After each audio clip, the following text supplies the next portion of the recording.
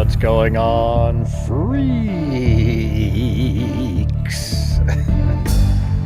How the hell's it going?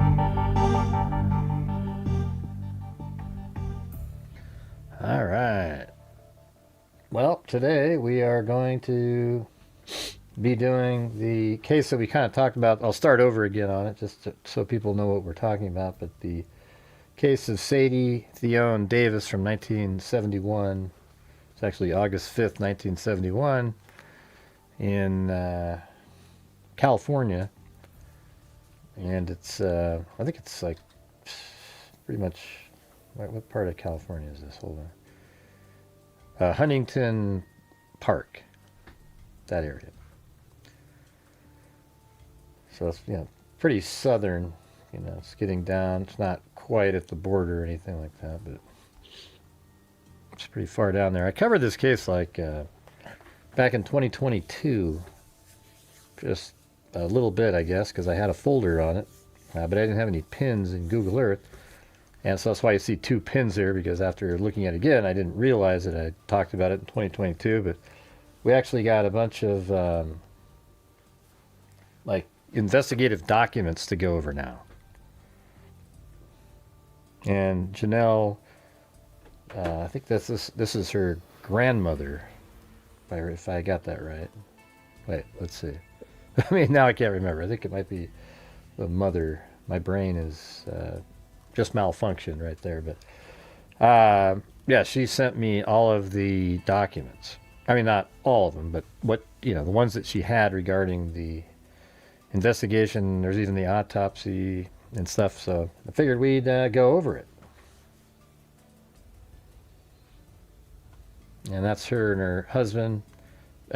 Before that, this must have been I'd say 1960 or 50 or something like that. And it's another picture right there. I think his name is Ted. And then that was, I mean, I don't know how close to the time she died this picture was, but it's probably closer. All right. So this is 1971.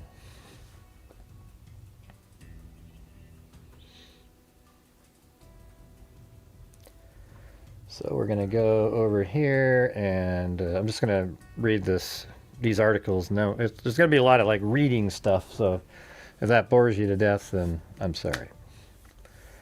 Daylight burglar may have killed woman. The brutal, senseless slaying of a prominent Huntington Park woman was a result of her surprising a daylight burglar in her home. Huntington Park police said Mrs. Theone Davis, wife of Chamber of Commerce President Ted Davis, so that individual you saw a minute ago is Ted, was slain sometime Thursday afternoon. This is on August 5th, 1971. Police Chief C. Henry Furtick said Mrs. Davis was found in a bedroom of the home located on the northwest corner of Marconi and Saturn, which is right here. That's the house, this big one right on the corner. And there it is, Marconi and Saturn, and right there. So I don't think this house has changed at all, I would imagine. Maybe other than perhaps paint. Okay? Maybe paint.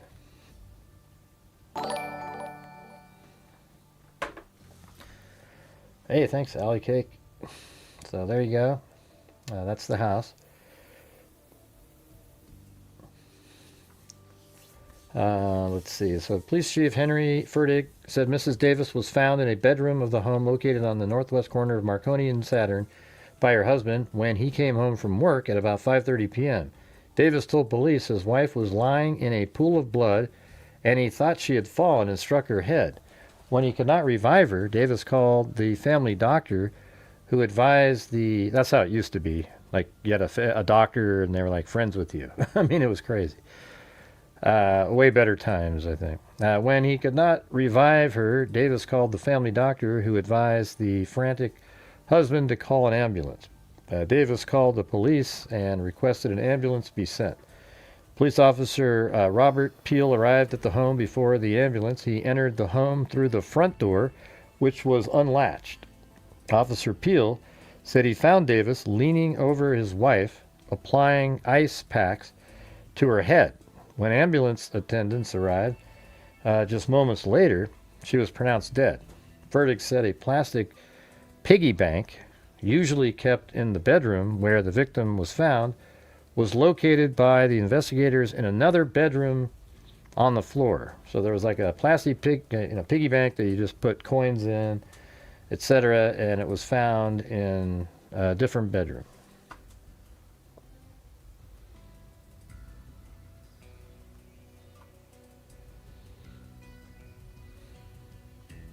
All right, and then it continued right here. A preliminary report said Mrs. Davis was killed by a blow from a blunt instrument to the back of her head. Sheriff investigators were called in to assist in the investigation. Verdict said no murder weapon had been found and that nothing appeared out of place. A neighbor told police he saw Miss Davis come from the house and turn on the lawn sprinklers at around 2:30. So they saw her coming outside around 2:30, just turning on the sprinklers. Miss Davis was clutching a piece of hair in her hand, and a pair of scissors was found nearby.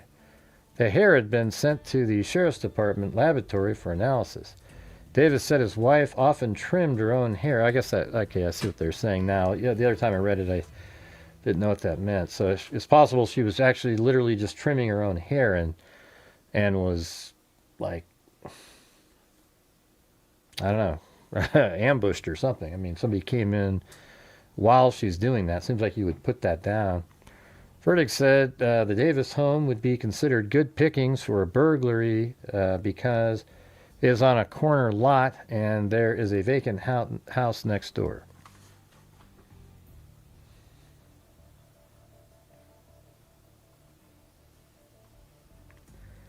And then this is let's see. This is quite a ways later. And it says, wife killed, C of C headless reward, I guess. I don't know what that means. A $2,000 reward is being offered by friends and family of Ted Davis, Chamber of Commerce president, husband of deceased Mrs. Sadie Theone Davis, found dead in a Huntington Park in her home August 5th under mysterious circumstances. For information leading to the arrest and conviction of suspect or suspect information and informant's name will be kept strictly confidential. I'm not sure why it would have to continue on to the next page, but let's see. That looks like, geez, is this one over here? C of C. Oh, right there. She was shot in the back. She was shot in the back of the head, of her head, strangled. So this is what now it's way more information. So she was shot in the back of the head, strangled, and beaten. The reason for the attack is unknown. The family had no known enemies, police said.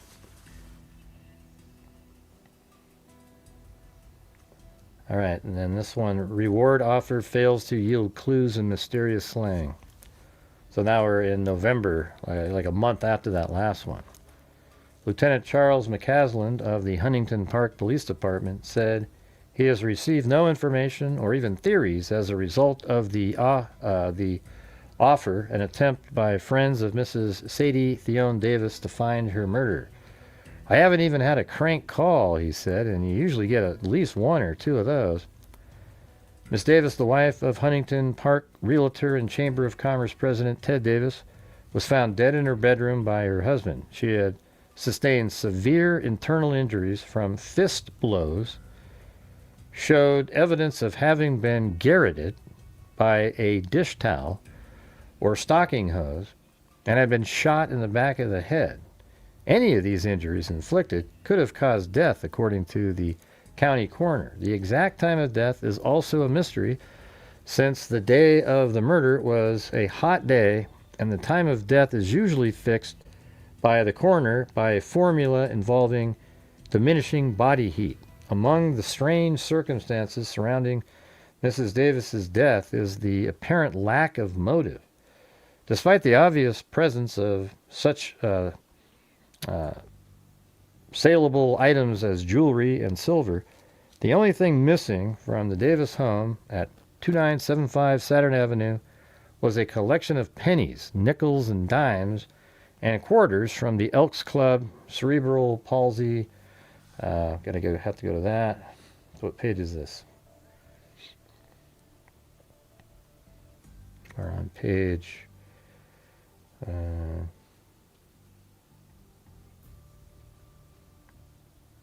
hard to tell. Okay, so it's on page 8, column 4. Let's see what this next one is. Yeah, it turns out, though, there was nothing like, it wasn't a collection of quarters, dimes, etc. The family members just say it was just a regular piggy bank like people have, and that's it.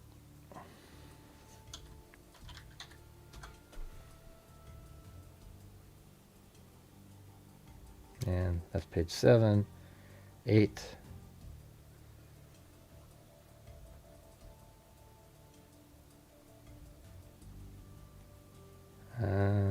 Was this page 8 or is it missing it? Oh, there it is. I guess it was right there at the top. So it was a piggy bank. The bank had been transferred from Mrs. Davis's bedroom. So the piggy bank, that there was a cerebral palsy piggy bank, and it had been transferred, the bank in the house, the word transferred makes you think, oh, a transfer, It just means like inside the home, the piggy bank was moved from Mrs. Davis's bedroom to an adjacent bedroom where it was apparently emptied by the murderer. No fingerprints turned up on the bank, according to McCaslin. So there was no fingerprints on the piggy bank. Hey, thanks, Alley Cake and Wild Bill Wassman. Also unusual was the fact that Mrs. Davis had been turned face up. So think of like what we're listening to here. So she was turned face up after being, I think they said, shot in the back of the head, right? Isn't that the... Yeah, so she was shot in the back of the head from behind then, and then she was strangled, and then it was beaten. So you would think that the beating would be first, and then strangled, and then the gunshot would be the final sort of make sure she's dead sort of scenario, right? That's what that would seem like. Hey, thanks, Wild Bill Wassman. Allocates, surfer emoji, ocean wave emoji. All right. Let's see.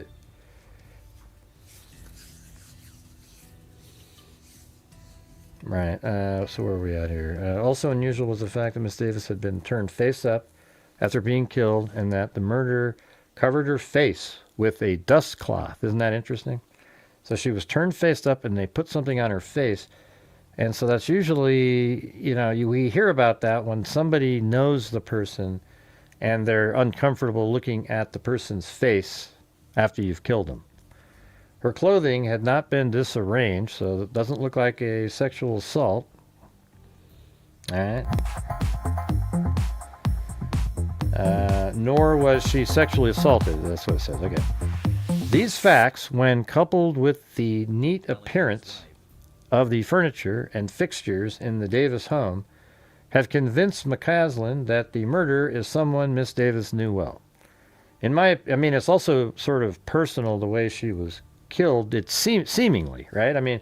But serial killers kill people the same way. That's one of the things I've noticed over time is, a lot of times when serial killers kill somebody, the appearance of how they were killed seems personal because they're crazy, So they're able, when they kill, sometimes the people think it was somebody that knew her person really well. But we've seen cases where after the DNA after decades comes around, it turns out it had nothing to do with somebody that they knew, even though it looked and seemed like it was somebody they knew. This is a case where, when we're going through this, it might appear like, wow, what about Ted, the husband who came home at 5:30? But I don't know. It sounds like the entire family, every single person associated with it. I mean, they said he was like Jimmy Stewart, just like, you can kind of see him in the pictures, right? The way they, like this right here. I mean, he's this really tall guy, etc. You would think he would have, like, based on what he did, wouldn't there be cuts and so forth on his fingers? So let's just look at it without, like, trying to go, oh, it's him, and then we don't look at it, a broader picture of what's going on, okay? All right, so these facts, when coupled with the neat appearance of the furniture and fixtures in the home, have convinced McCaslin that, and thanks Jessica Schubach, McCaslin, that the murderer is someone Miss Davis knew well. In my opinion, McCaslin said, the murderer had to make very sure she would not survive to identify him later. I mean, that is an interesting point, like the shot at the end to make sure she's dead. I mean, I think it would be beating, strangled, shot. So the shot is like, okay, the person can't live, so maybe it's somebody else in the community. Or McCaslin's theory gained support from the fact that none of the doors or windows of the house showed signs of forced entry. Ted Davis, who discovered his wife's body at 5:40 p.m., had unlocked a side entrance to gain entry to the house. So I guess we could take a look and see what that might have been. Let's see. I wonder if it's just like, walking down this little, let's see if we can see. Looks like there's a fence or something right there. Yeah, so I would say through the gate and then through that, this is 1971, right? So maybe that garage and the gate weren't even there back then. But the house, I believe, is going to be the same structure. So this side door right there is probably what they're talking about. Kind of like more of a back door, but it is sort of on the side too. I mean, it's on this side of the house.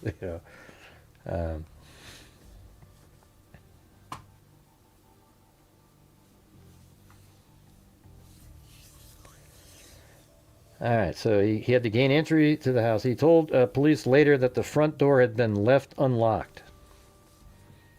See, that's interesting. Despite the location of the Davis home on a busy corner with 4 stop signs, no one reported anyone entering or leaving the house on the afternoon of the murder. Nor did any of the neighbors notice anything unusual occurring at the house that day, according to McCaslin. Police also believe that only one shot was fired, since only one bullet has been recovered, and that Mrs. Davis's, and let's see, and it says, and that from Mrs. Davis's head. That's where they got the bullet from. The Davises did not own a gun, police said. Police also tend to believe that the killer was not a small person, such as a youth or a woman, because of the violence done to Mrs. Davis's body by her assailant's fists.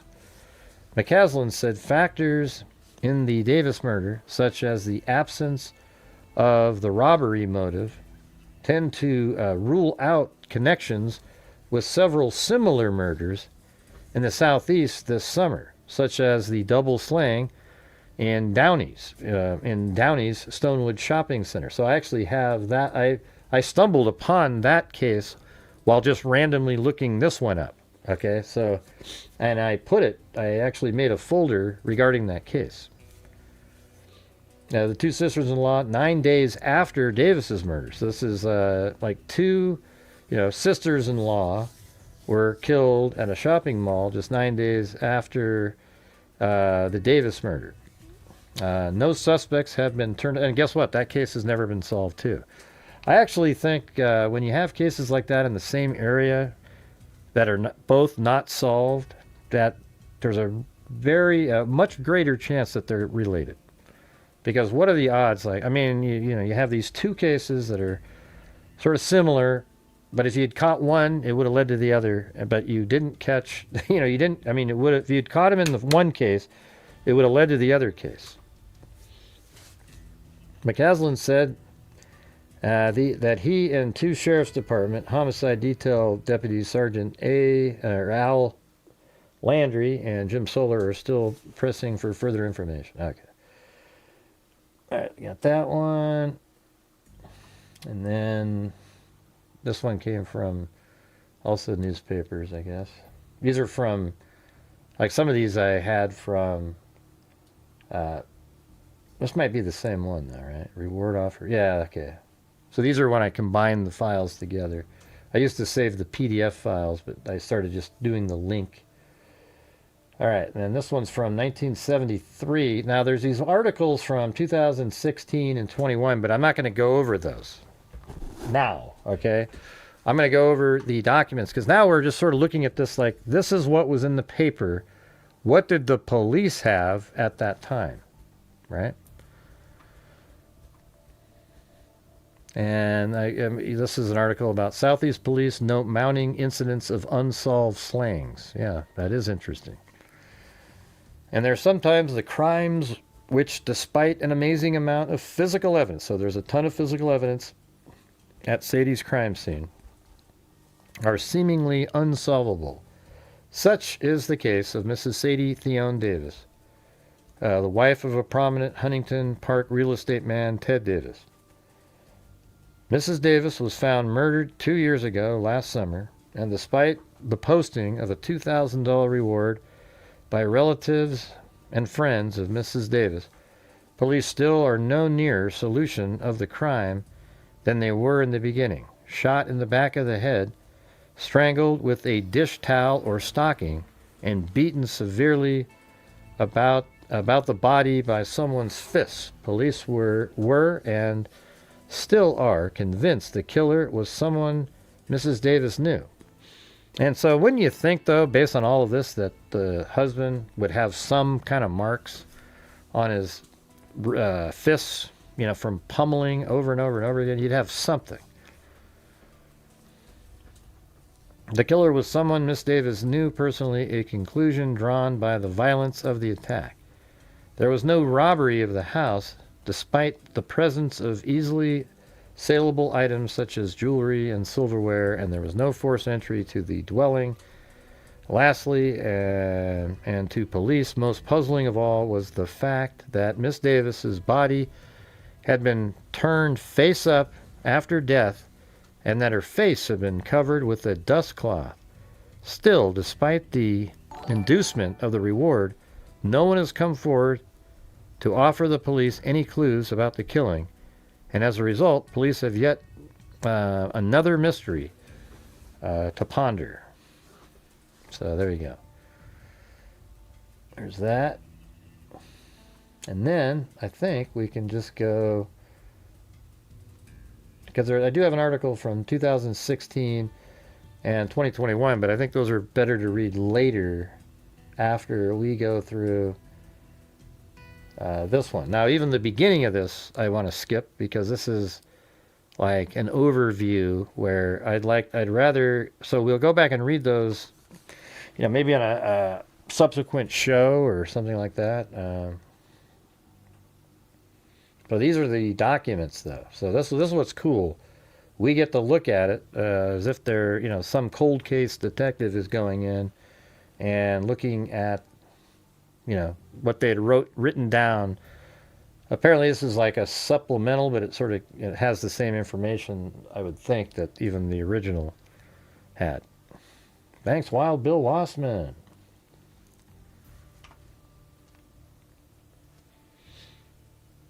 Now let's see what this says right here. So this is there's murder. Says Sadie Theone Davis, address 2575 Saturn Avenue. She's 64 years old at the time. This is when they didn't use the first, like the phone number just has 7 digits. And then we have, you know, again, the address, etc. And it says at 6:20 hours on August 5th, 1971, Lieutenant McCaslin, and I guess like the you know, the lady that I'm speaking to about it, I think she doesn't care. Janelle's her name. She's in articles. She I mean, she knew that guy, McCaslin, like they talked and stuff, but I think he died a while ago. So at 6:20 hours, so at 6:20 p.m. On August 5th, 1971, Lieutenant McCaslin, Huntington Park Police Department, requested the assistance of this department in the investigation of the death of victim who had been found on the floor of her bedroom at 6 p.m. by her husband, Theodore Davis, when he returned home from work. Victim and her husband operate a real estate agency and are longtime prominent residents of the city. The victim was seen alive at 2:45 and received a telephone call at that time. So that's interesting. So now we have a little bit later. Remember how the one neighbor said that 2:30 they saw her doing something outside? What was that? What was that you guys can remember? What was it that they said that was outside, that she went outside? Oh, yeah, turn the water on. I just remembered. She went outside to turn the water on.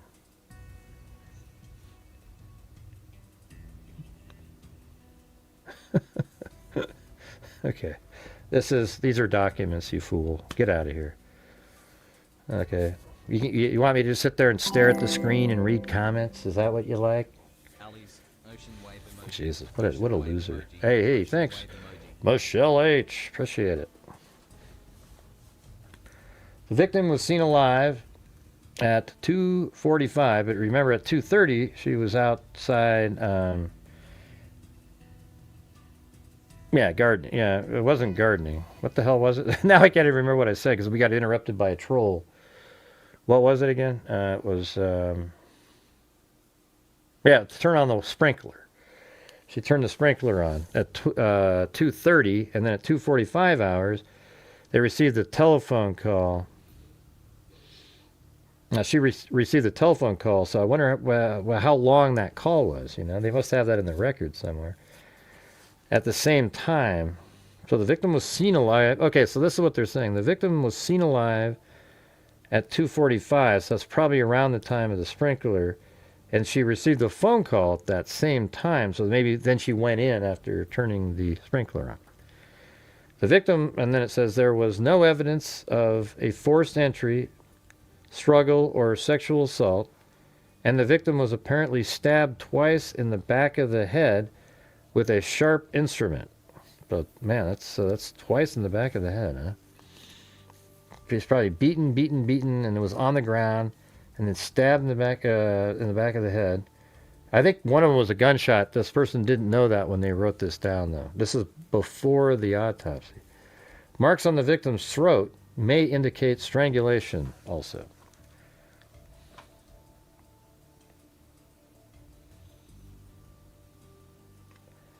This is the Office of Chief Medical Examiner. Fatal gunshot wound to the head. Entrance, back of the head, occipital region. So those are gunshot wound to the back of the head. Direction, posterior to anterior. Yeah, let's see what that.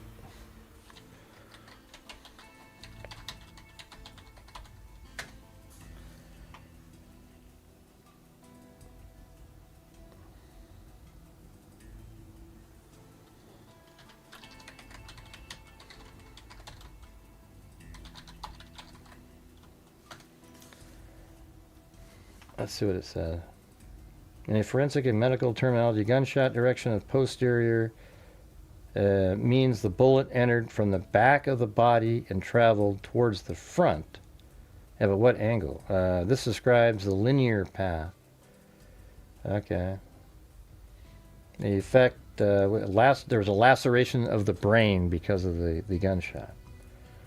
Bullet recovery on August 6, 1971 at 11:07 hours. A smaller fragment is recovered in the occipital bone, site of gunshot entrance, and then fracture of laryngeal cartilage with adjacent soft tissue hemorrhage of neck, probably from the strangling. Extensive soft tissue hemorrhage. Fracture of the 7th to 9th ribs. Man, so this person just right on her right side. The body is that of a well-developed well-nourished, Caucasian, adult female, measuring 63 inches in length, weighing 132 pounds, and appearing the stated age of 64 years. The head is of normal size and shape and covered with an abundant amount of gray-white hair. The upper and lower jaws contain a natural set of teeth. The eyes are hazel, the pupils equal bilaterally, and the scleria are white. Hey, thank you, Paul Ayers. Really appreciate it. Thank you. Very nice of you. Thank you very much. And by the way, I'm sorry we get the trolls that come in here. Yes, I'm reading. That's where the information is in newspaper articles. And this is actual documents. And this is what we did for years and years and years and years. And people didn't seem to mind.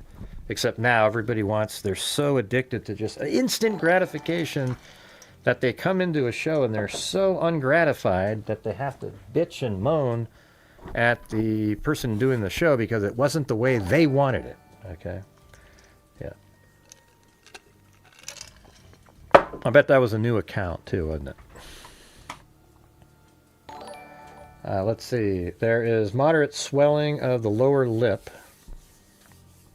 Let's see. There are multiple focal areas of the ecchymosis and of abrasions located in the right side of the forehead, the bridge of the nose, as well as the cheeks. There is moderate swelling of the lower lip.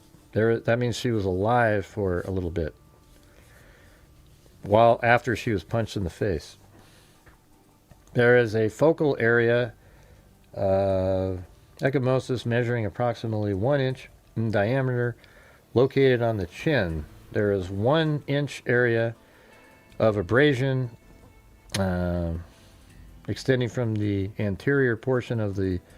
I don't want to get too technical in here. And they did a Y incision, cardiovascular system. Everything looked good. No, it does say right here the arterial and ventricular chambers show no gross abnormalities. Respiratory system, the right lung weighs 450 and the left 440. The perischemia is of normal elasticity and consistency. Neck and organs. Detailed examination of the neck and organs discloses soft tissue hemorrhage in the region of the larynx and trachea. So this is from strangulation. On a closer examination, there is apparent fracture of the laryngeal cartilage. The hyoid bone, however, is intact. The nature of the injury is strongly suggestive of strangulation. So you don't always break the hyoid bone. Everybody always thinks that, if you don't break the head, it's not a strangulation then. It doesn't mean anything.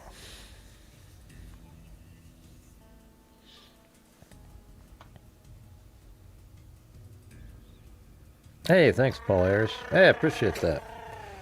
Yeah, I mean, I miss doing these. It's like you get sort of in this thing where people don't want. Look at, like right now, for example, we have 91 people. I have 180,000 subscribers, and we have 90 people watching because people can't be bothered by something that isn't the popular case. It's really frustrating.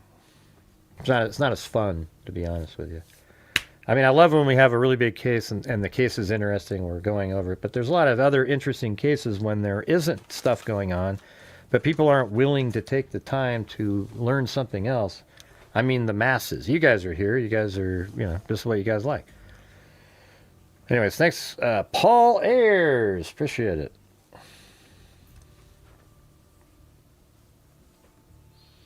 So the liver seemed to be okay. Let's see. Each kidney, I mean, no gross, anything. I mean, everything's normal in here, except where they describe the neck and the head and everything was shot. So the scalp is reflected in the usual fashion, revealing soft tissue hemorrhage in the region of the occiput. So that means that's, where the bullet entered in the occipital area. The calvarium presents a roughly circular opening representing a gunshot entrance wound and with adjacent fracture of the occipital region. The brain exhibits extensive laceration extending from the right occipital lobe and forward almost to the midbrain. There is a varying degree of, subarachnoid hemorrhage in the occipital area. Let's see what this says right here. All right, so decedent was last seen alive at 2:45 this date by her neighbors as she went from the yard to the house. She was found by her husband at 6 o'clock p.m. when he came home from work. And then it said, what does that say? I'm not sure what it's saying. To be lying on, okay, decedent. That's what it says. Decedent was observed to be lying on her back on the bedroom floor next to the bed, fully clothed. It is noted that there was no sign of struggle in the house or the bedroom, and no sign of forced entry into the house. And then I'm not sure why it says, please call something or other there. Yeah, it's like from, basically like 3 o'clock to 6 o'clock. Apparently a phone call came in. I wonder what that phone call was. They didn't have cell phones back there, obviously, but.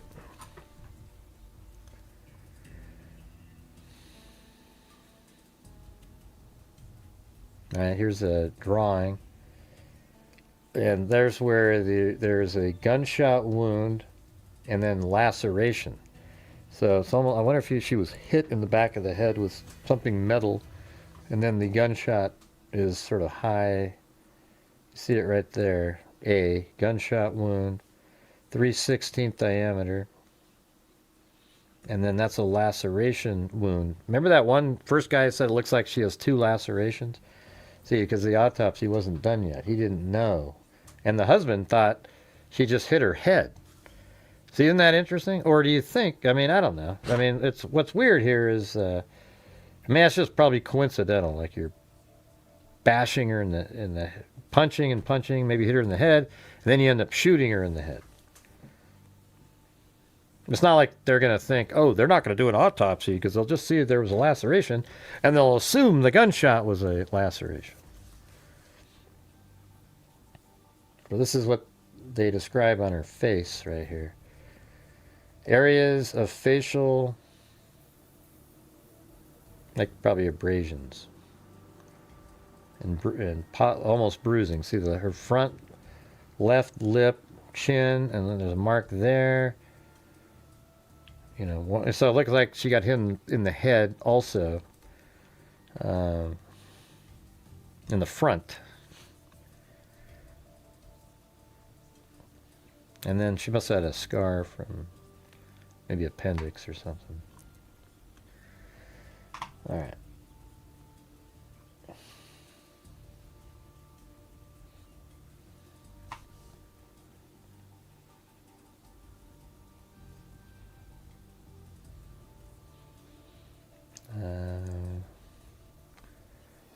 This must be the death certificate. August 5th, 1971. Another one. Looks like the state of California. And so that's also that. I guess that was just part of the same. All right, and then we got right here.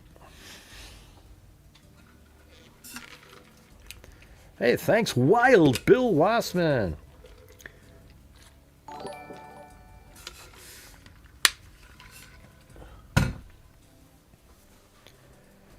All right, so the evidence they found at the scene. A ball of hair found between the legs of the victim. So was she cutting her hair? And what does a ball of hair mean? One small scissors 3 inches in length found near the victim. So maybe that is what she was doing, and the person interrupted her, like surprised her, like she didn't even know he was there, snuck up behind. Hair sample removed from the clothing of the victim chest area. Hair sample removed from the right hand of the victim. Now, I mean, nowadays you can test those, so I think if they still have those hairs, they have a shot at something. Hair sample and blood, and you can get a full DNA sequence out of a hair. Hair sample and blood removed from surface of victim's mouth. Hair sample removed from blood in the area of the victim's head. Hair sample removed from hair in the area of the victim's head. So maybe a stray hair that got stuck in blood. One yellow dust cloth with red stain removed from floor near the victim's head.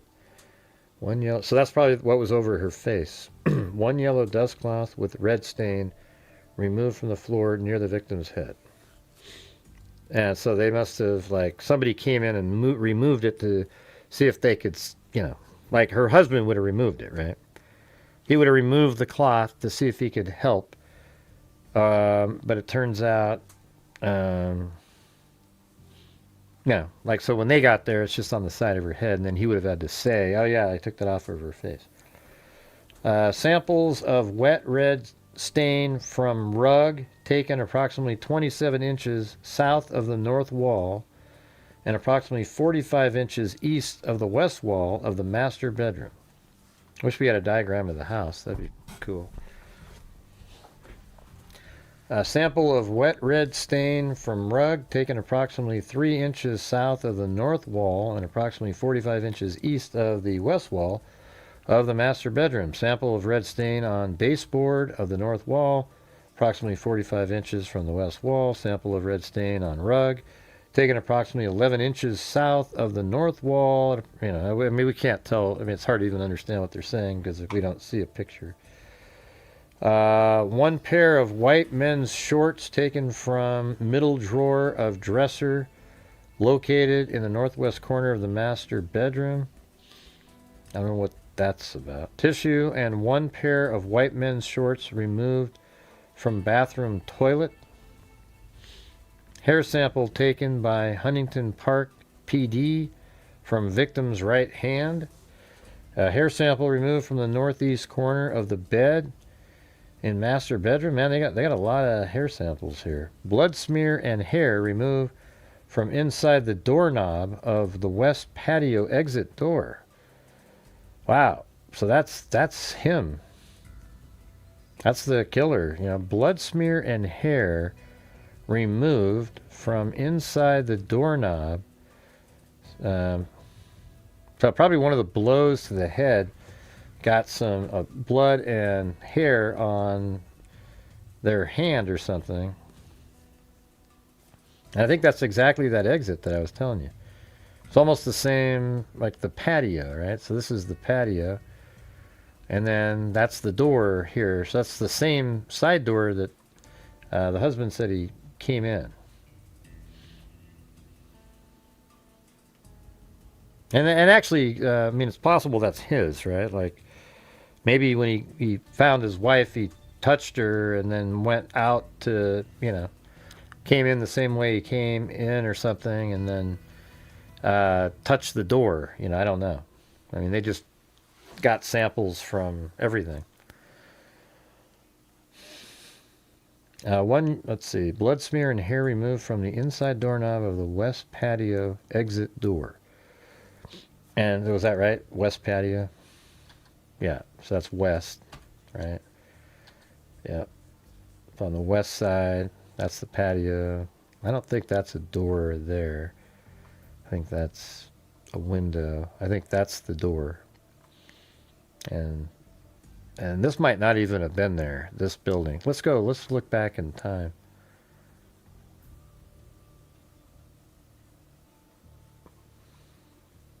It looks like it's still there.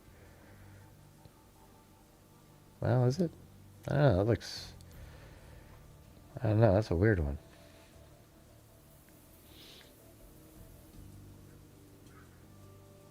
Okay, I see that now. That's on that one.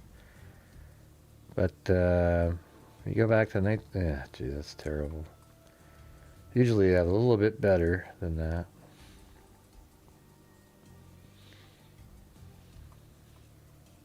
Looks like it was perhaps there.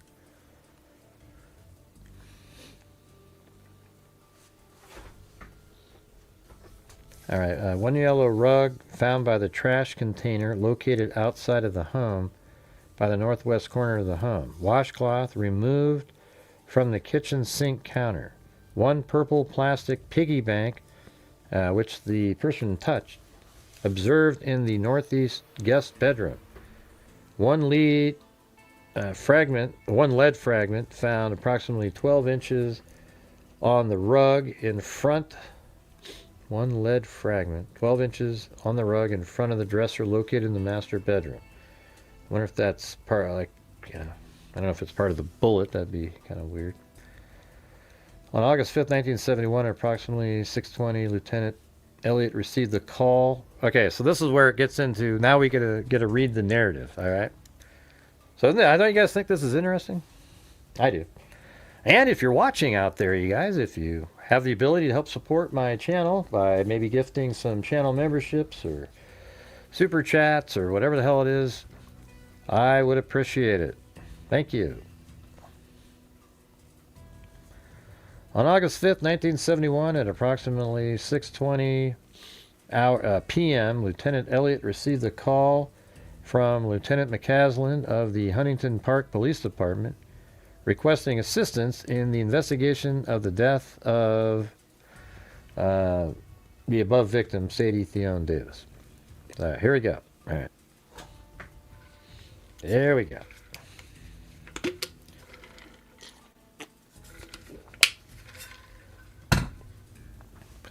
The undersigned officers were detailed to the location, which is 2775. Is that right?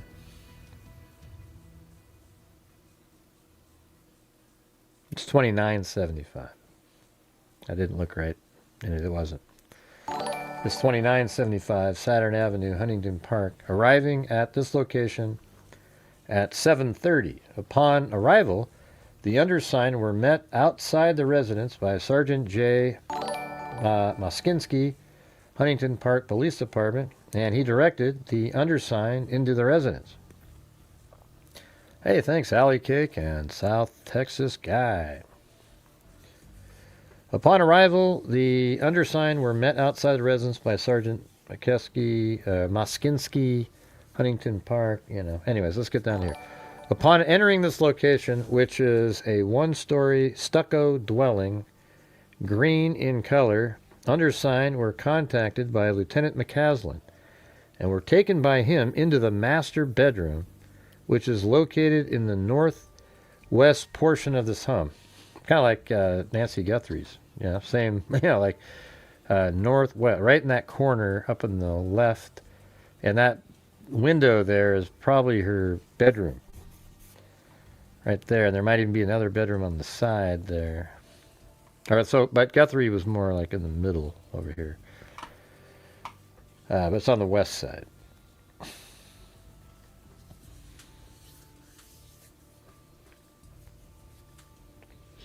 Okay, so upon entering the master bedroom, the undersigned observed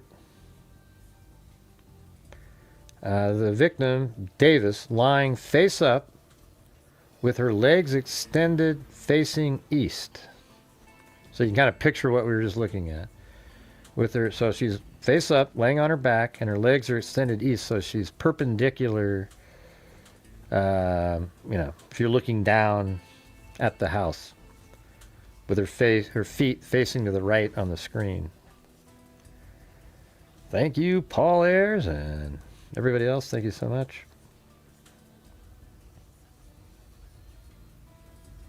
Okay, and then it said, okay, so her legs were extended facing east, her head facing west.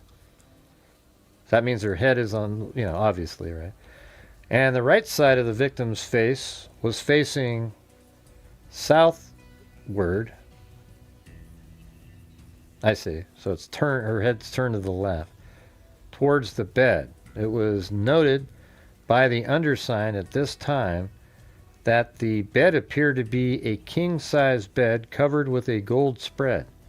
There was a small pillow at the head of the bed in the center.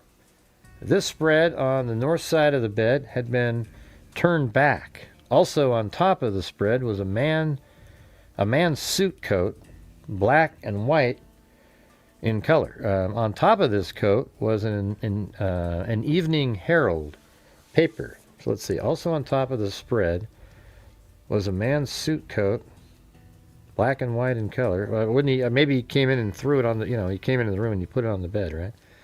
Black and white in color. On top of this coat was an Evening Herald paper folded and Daily Signal paper folded.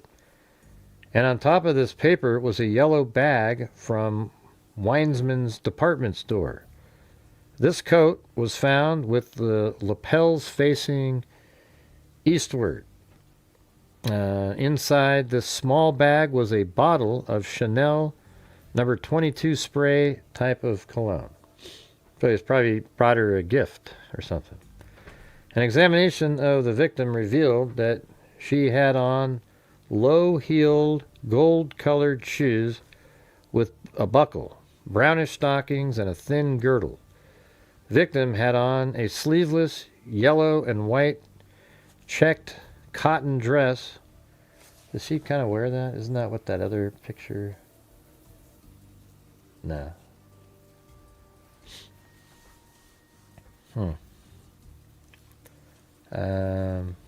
Let's see. Where was I?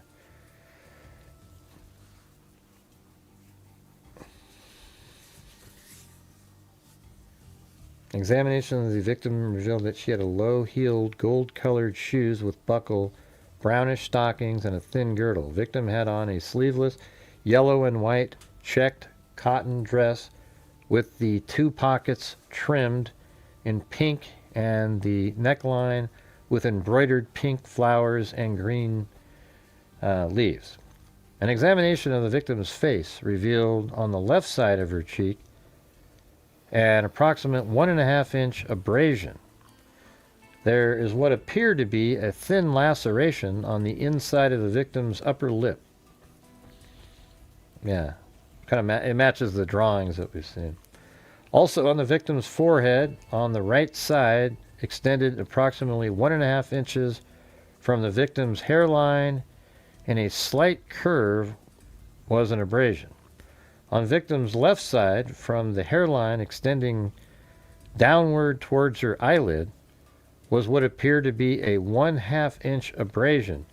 Victim's face around her nose area appeared to have been slapped or beaten. Under the victim's chin appeared to be a circular contusion-type wound, approximately 1 inch in length, and directly over the right beginning of this wound was another small abrasion. On the victim's throat, approximately 2.5 inches in length, was a bruising similar to marks made by strangulation.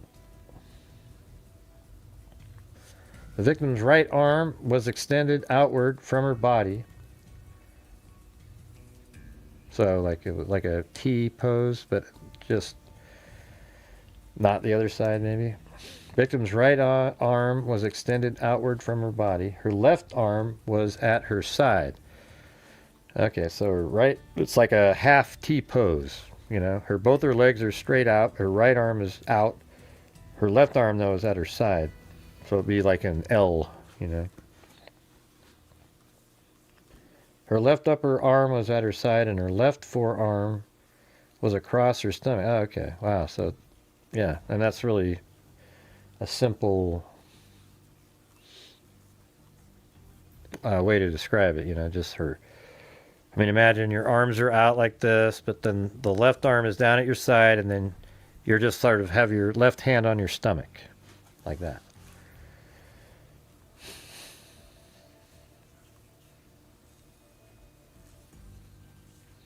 On the back of the victim's left hand was observed a bruise mark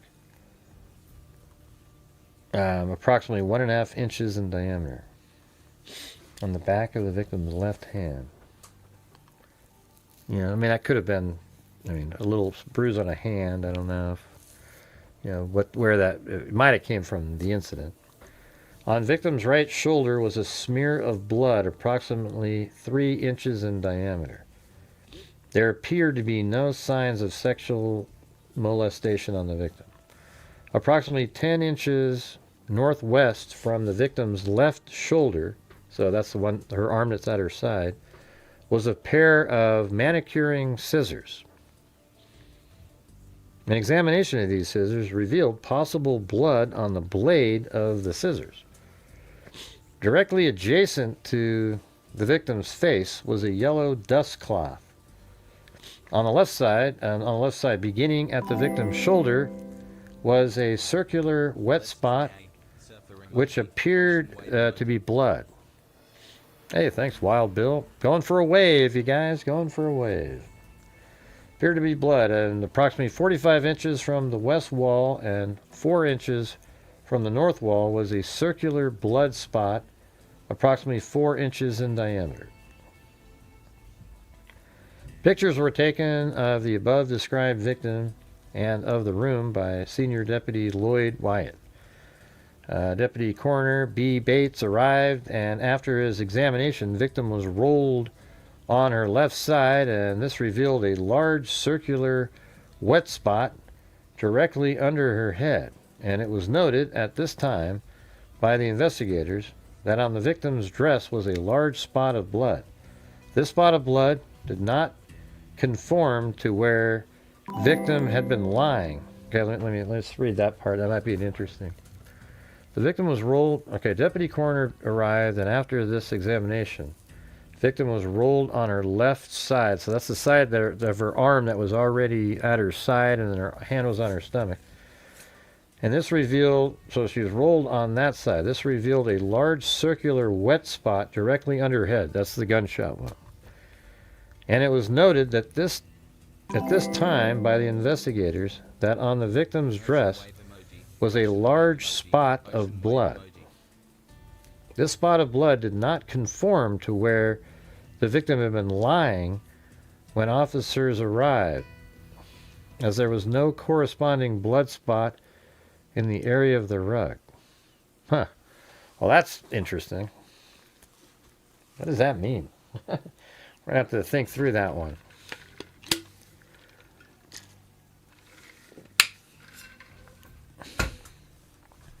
Hey, thanks Lisa and Paul Ayers and Alley Kick and Six Kids and Wild Bill Wassman.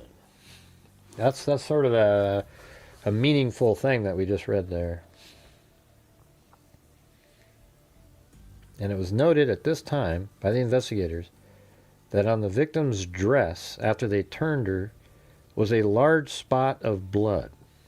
This spot of blood did not conform to where the victim had been lying when officers arrived,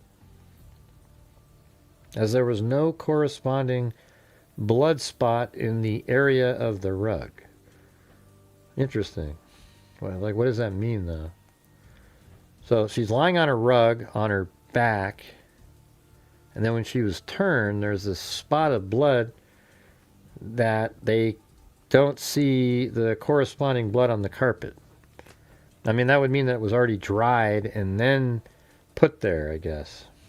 You know? Like, she'd already have to be dry. The blood would have to be dried and then moved. I don't know. Maybe they have an explanation for it later. The room furniture consisted of twin small dresser drawers on both sides of the bed, each containing 3 drawers. A wrought iron dressing table located on the southeast corner of the bedroom, and it contained a small jewelry box with 4 glass sides, which was open. An examination of this box revealed various types of miscellaneous ladies' jewelry, including rings. On the dresser located on the northwest side of the room was an electrical clock, a small box containing miscellaneous men's jewelry, and a blue-green vase. The bed appeared to be slightly awry, with the left portion of the headboard next to the west wall. On top of the dresser, located on the southwest side of the bed, was a telephone and a small box. There was no signs of ransacking in the bedroom.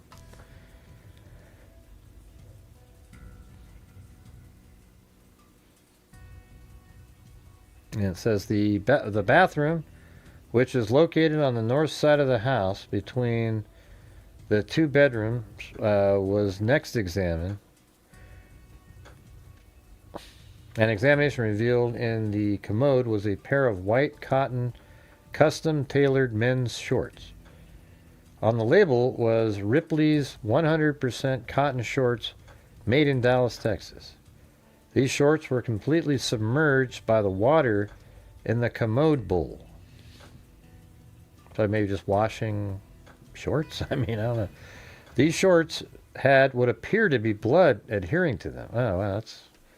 So was that what was used? Maybe that's what was used to strangle her, was the shorts. Wow, this is weird. Okay, so the bathroom, which is located on the north side of the house between the two bedrooms, was next examined, and examination revealed in the commode. Yeah. Jeez, I can't remember what the hell. Isn't that like just like a sink? Oh, it's like a toilet. Okay, it's like that kind of commode, most commonly referred to portable self-contained toilet. Why would you have that? I mean, what else is it? I've seen that used for something else.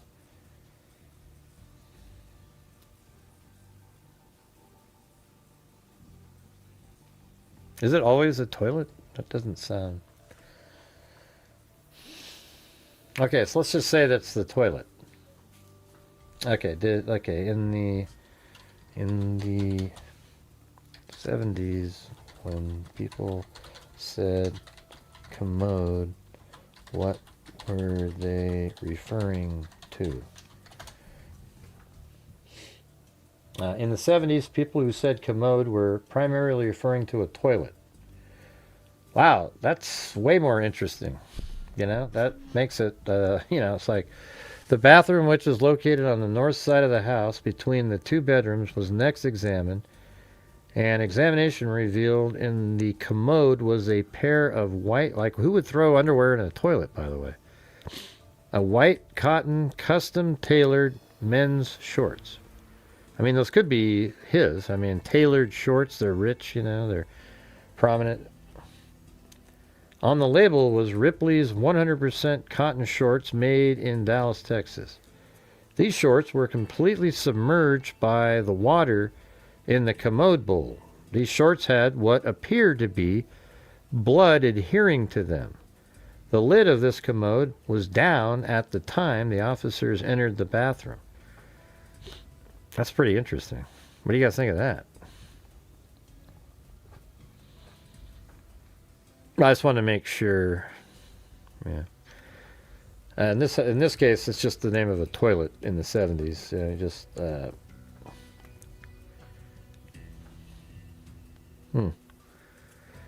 There were 3 shelves on the northeast side of the bathroom.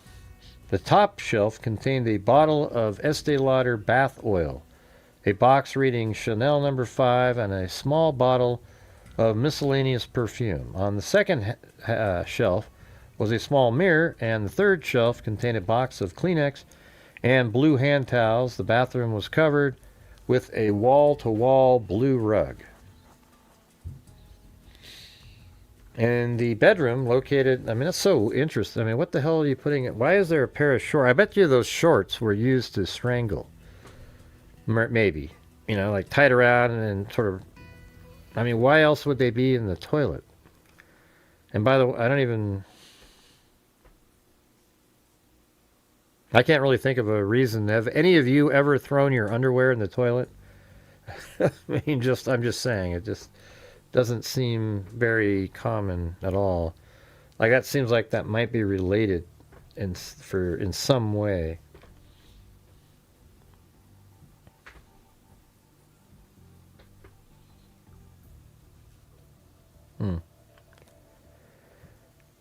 All right, so in the bedroom, located in the northeast portion of the house, a different bedroom, lying on the bed was a small purple plastic piggy bank. This bank was observed to be upside down, And upon examining it, it contained 2 pennies. And that's one of the things that she told me.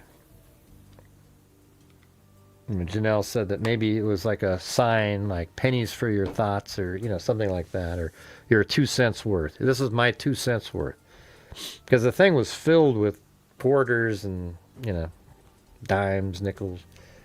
Also at the foot of the bed, the undersigned observed lying on the floor, approximately 25 inches apart, 2 pennies.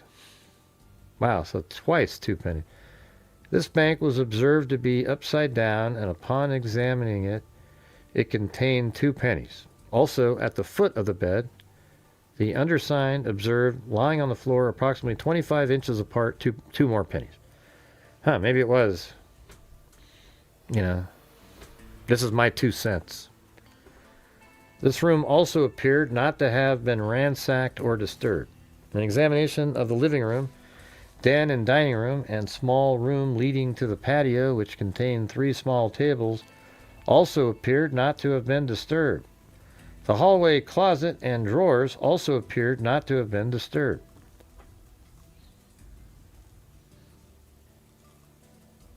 Yeah, we said that, Jay. Can you just follow along, man?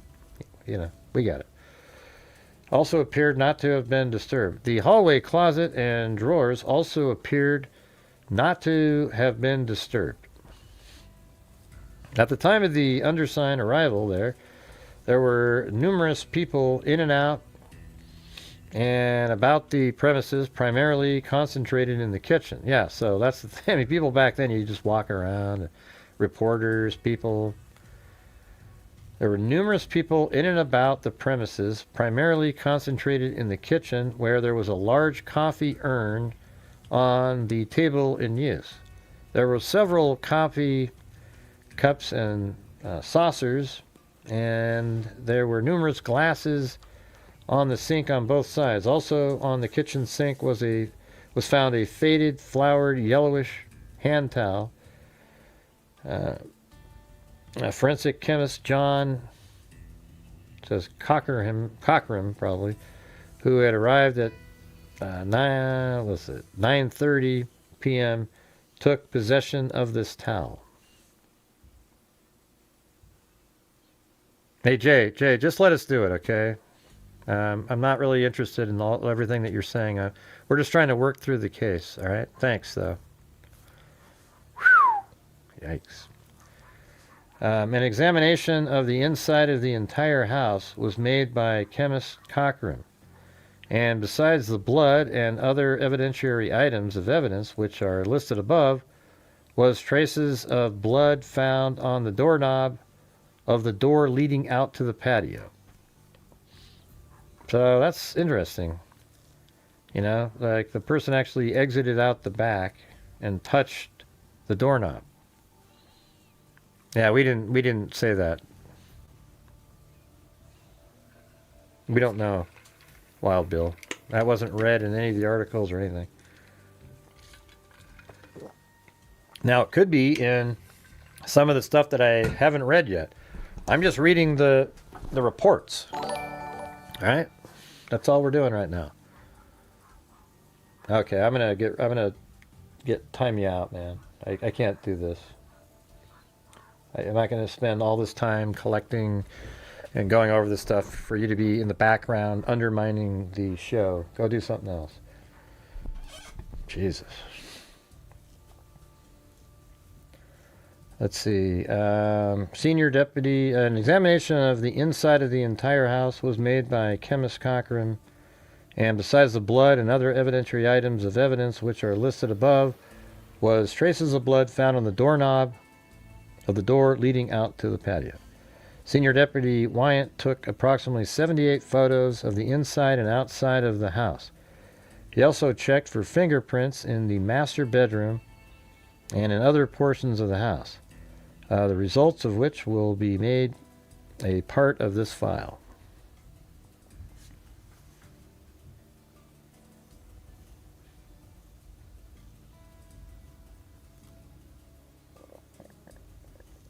So that's how he left them. Left what?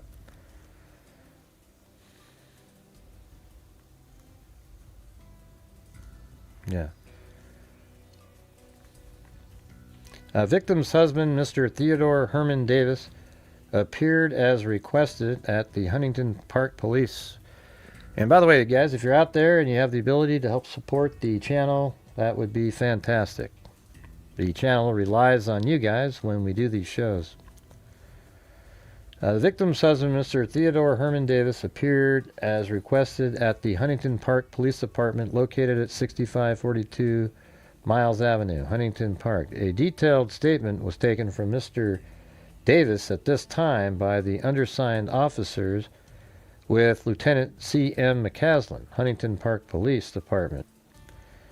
Statement was taken by statement reporter Dora A. Britton. Results of this statement will be made a part of this file. In essence, Mr. Davis stated in this interview that he had arrived home about 10 to 15 minutes to 6 p.m. Arrived home about 10 to 15 minutes, so like 5:45. Upon his arrival, or 5:45 to 5:50. Upon his arrival, he had attempted to open his garage door, so it is with his remote control device. However, that it had not been working properly recently. That he got out of his vehicle, opened the rear gate. Man, that's exactly what this is, man. Look at this. Man, this is crazy. So what he did was he pulled up. I don't know if he parked right there, but maybe he went here and you could see that it wasn't going to work. And then he went through this gate right there, right? That he got out of his vehicle, opened the rear gate, which was latched, proceeded into the garage. And I guess you can go into the garage. Is there a, let me see. Hold on. I don't know how you get into the garage. Is there another, like maybe there's a door on the back side. Let me go look. No, you can't really see, but that might be a door. That looks like that might be a door right there.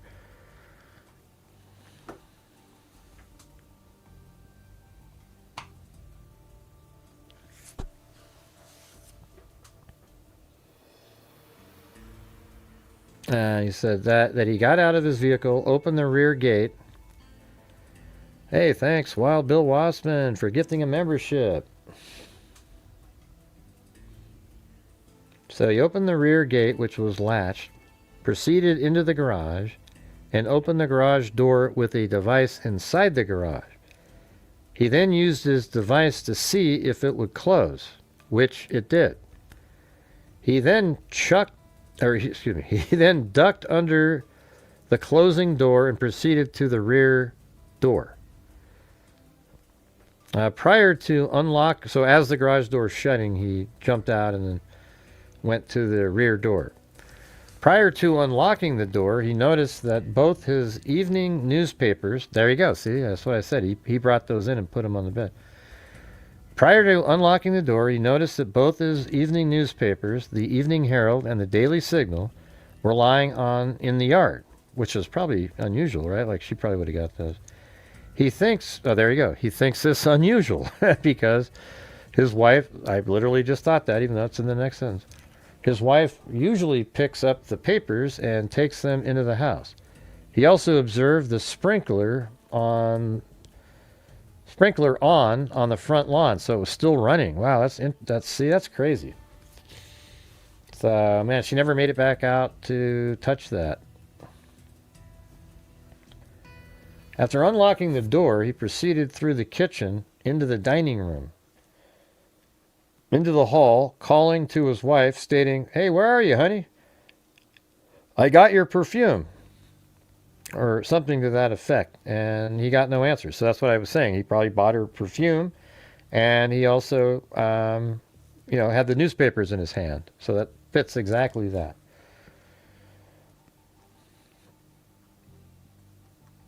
If you're the skeptic side and want to make it seem like he did it, you could say he bought the perfume to make it look like, they were getting along great and he's bringing home perfume, right? That's what you would think. But it sounds like they really did get along great. Like that's what they did.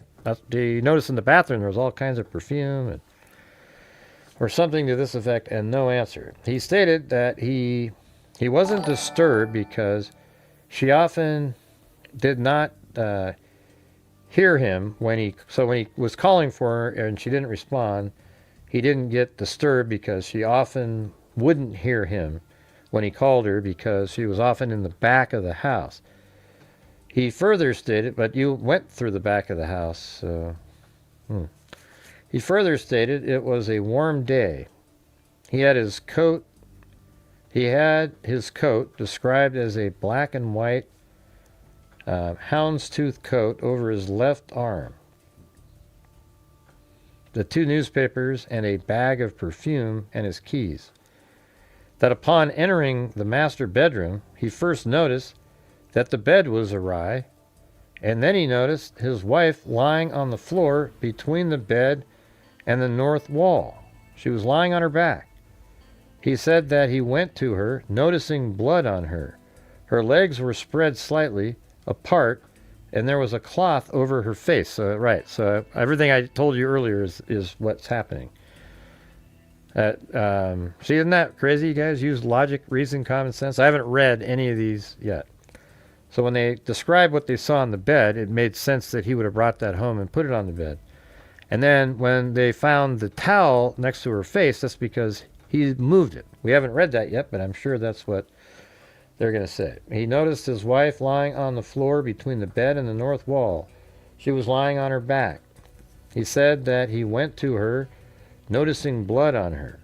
Her legs were spread slightly apart, and there was a cloth over her face, which he described as a dust cloth. He immediately took the dust cloth, there you go, off her face, and felt her body to see if she was warm. And at this time, he stated he slapped her face very slightly to see if he could get any response, which he did not. He immediately got up off the floor where he was kneeling and called the police department from the phone in their bedroom. He then proceeded back to his wife after realizing something was terribly wrong. He went into the bathroom and grabbed a towel and wet it. He then took it back and proceeded to wipe his wife's face with it. And he says he then could not be sure of the continuity of events, but he believes that he went to the kitchen and got some ice from the refrigerator. He then called his wife's doctor, whose name was Kildbeck. Dr. Kildbeck's office is at 7511 State Street, Huntington Park. After conversing with Dr. Kildbeck, he immediately went back to his bedroom where his wife was lying, and shortly thereafter, Officer Peel of the Huntington Park Police Department arrived.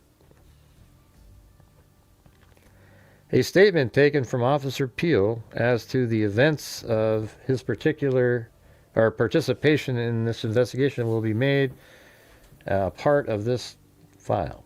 Mrs. Davis, when asked if anything, Mr. Davis, when asked if anything was taken from his home, stated that it had been called to his attention because he personally noticed it, that a piggy bank, which he kept in his top dresser drawer in the master bedroom, was found lying in the guest bedroom.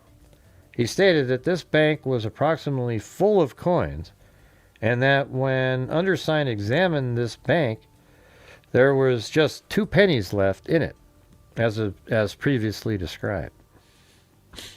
Hey, look at this. We got a challenge in here, you guys. Holy crap. We've got Marty's Bar and Grill, everybody. So if you guys can gift 5 memberships or just $5 super chats, Marty will gift 10 $5 by himself, like 50 to the coffee. All right, so if you guys could please help support the channel, that would be great.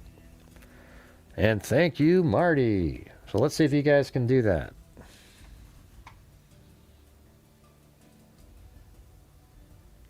That would be awesome.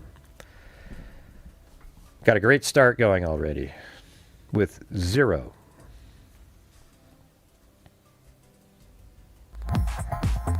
Hey, there's one from Lisa Valenzuela.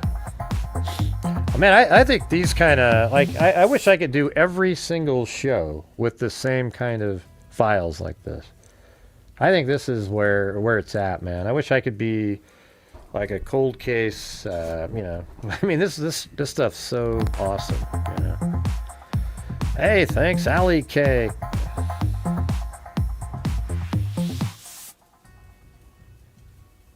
Marty. Okay, where were we at here? Mr. Davis. Okay, we're right up here. Hey, thanks, Skeeters.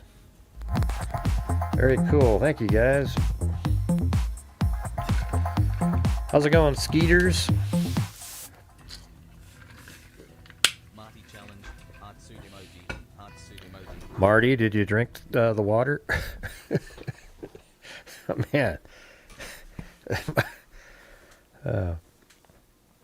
It's a cold case. It's not solved. She did just do the Cold Case Foundation, interviewed her. She was at CrimeCon, and the Cold Case Foundation interviewed her. I think maybe that's a place we should donate money to sometimes.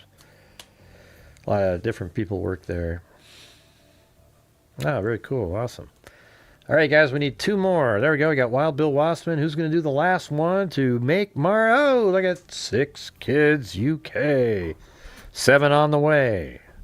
He told us she wasn't here for a long time because of having so many babies. In fact, 6 of them. All right, there we go. All right, thank you, guys. Appreciate that. They got to the challenge. Amazing. All right, so let's go back over. Mr. Davis, when asked if anything was taken from his home, hold on. We'll just turn that down a little bit. He talked about the piggy bank. I just want to do that part again. That a piggy bank which he kept in the top dresser drawer in the master bedroom was found lying in the guest bedroom. He stated that this bank was approximately full of coins, and that when undersigned examined this bank, there was just 2 pennies left in it, as previously described. He further stated that he and his wife were having a bridge party this same very evening at approximately 7:30, and he, so that's why he bought the perfume and everything. And that he went to the telephone and began to phone up people to cancel the bridge party. However, people who were his friends began to arrive at the location. Isn't that crazy how it used to be, man? I mean, it's just... When asked when the last time he saw his wife alive, he stated that he had seen her that morning at approximately 11 a.m. when he arrived home with some small tomatoes that someone in his real estate office had given him. That he left shortly thereafter. See, that is, interesting for the, he did it crowd. Because that means he was home earlier. Like, he left in the morning and then he came back again, right? See, and that's where, you're going to get people stuck on stuff like that. I mean, you can't ignore those facts because that's part of the case. But so he goes back and, do they have the tomatoes in the house? I guess that would be next. Thank you, Marty.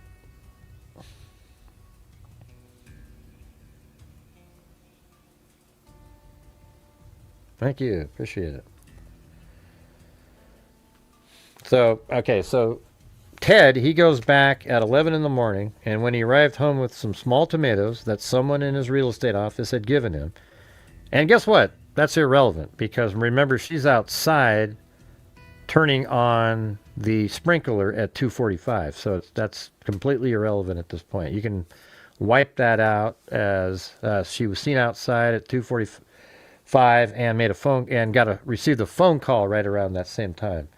So the 11 o'clock going home with the tomatoes, it's absolutely irrelevant in terms of something happening to her.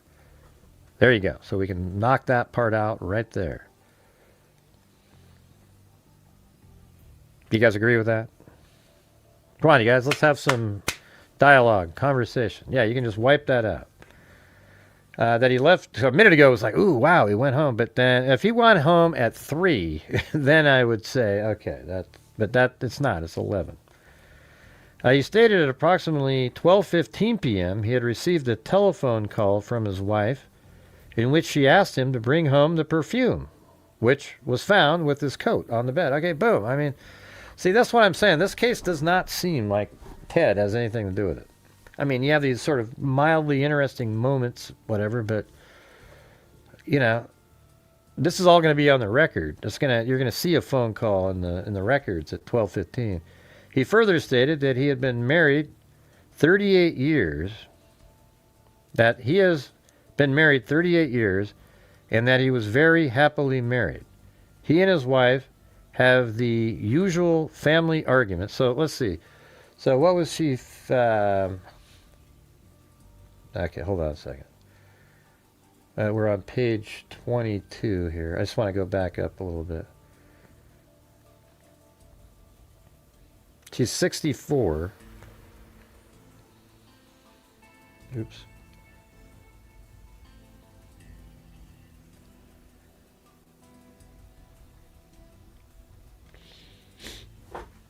All right. He stated at approximately 12:15 he'd received a telephone call from his wife in which she asked him to bring home the perfume that was found. So there was perfume on the bed, the 2 newspapers, his jacket. It all makes sense. He further stated that he was married 38 years. So, what did I say? Was it 60? God, 62? I didn't take the time to try to remember. 64, maybe. So that means she would have been 26. God dang it. God. Stupid. I didn't take the time to literally memorize it.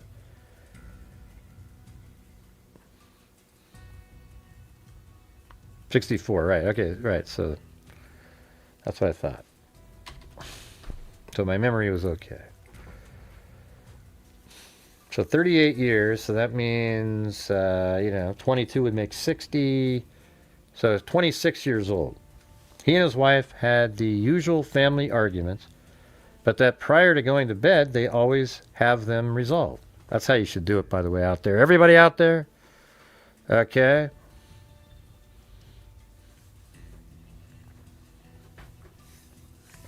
He stated that Mrs. Davis had been married many years ago and that she had a son, Jack Eugene Davis. However, I would have a hard time believing that somebody after 38 years holds a grudge and then kills her. That just doesn't. That doesn't make any sense. However, so he stated that Mrs. Davis had been married many years ago and that she had a son, Jack Eugene Davis.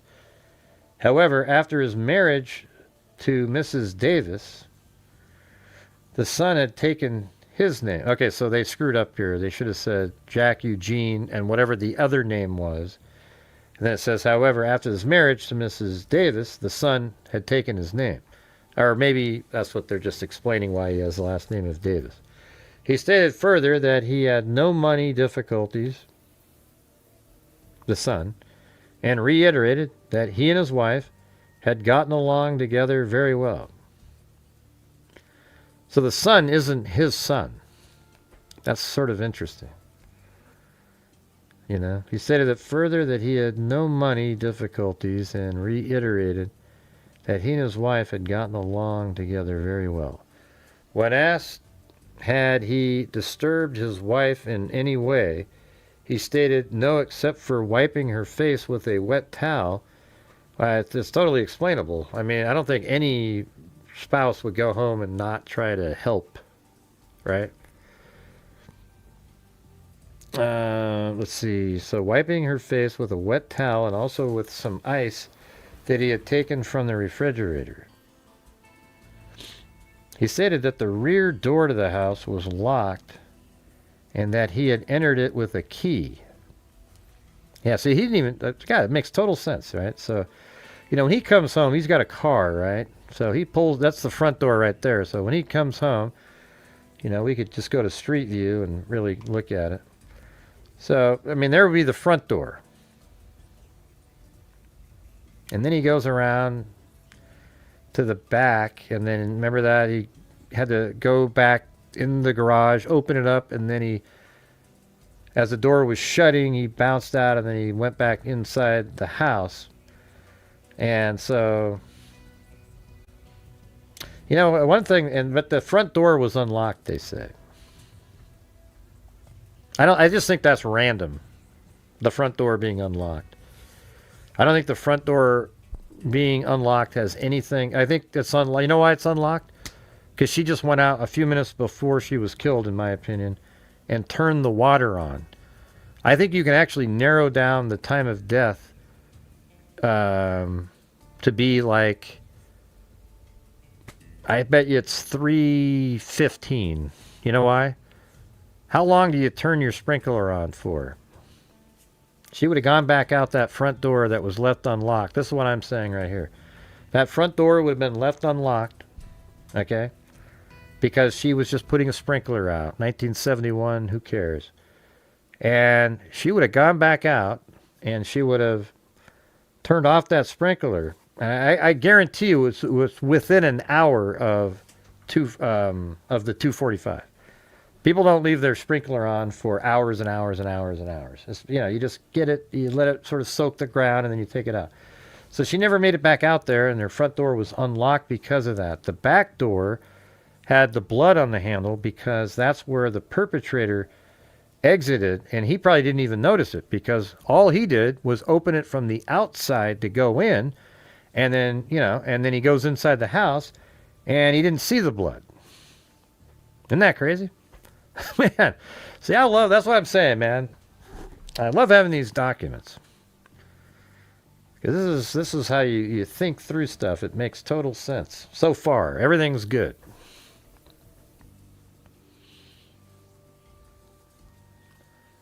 When asked if he had disturbed his wife in any way, he stated no, except for wiping her face with a wet towel and also with some ice that he had taken from the refrigerator. He stated that the rear door to the house was locked and that he had entered with a key. And that made me think a minute ago, well, about the blood that was on that door? And why would the front door be unlocked? Why would blood be on the back door if the front door was the door that was unlocked and the perpetrator came through there? Well, now we think about it, it doesn't really make any sense. The front door was likely just unlocked because she had just used the sprinkler and was going to be going back out in a few minutes to remove the sprinkler. So she was killed, I think, I would say before 3:30, in my opinion. That's what I think. And yeah, could have been somebody that sort of watched her. Could have been. Yeah, but it is apparently somebody that she knew, right? Because why'd they put the cloth over her face, beat her so badly? Yeah, it's really a pretty crazy story. All right. Huntington Park Police Department has made a file of the actions taken by their department during this investigation, and the report will be made part of this file. Also, a report will be made by a criminalist, John Cochran. On August 6, 1971, an autopsy was performed of the victim. Let's see. We already went through the autopsy. Okay, let's go here. Hold on, I gotta turn off this beeping. Yeah, thanks. I think it does make sense.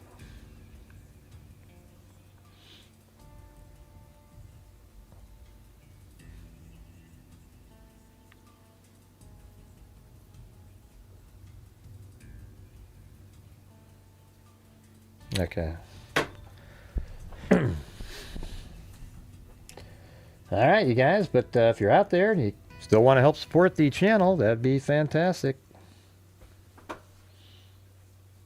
We're still just kind of moving along, trying to get back to some normalcy in here.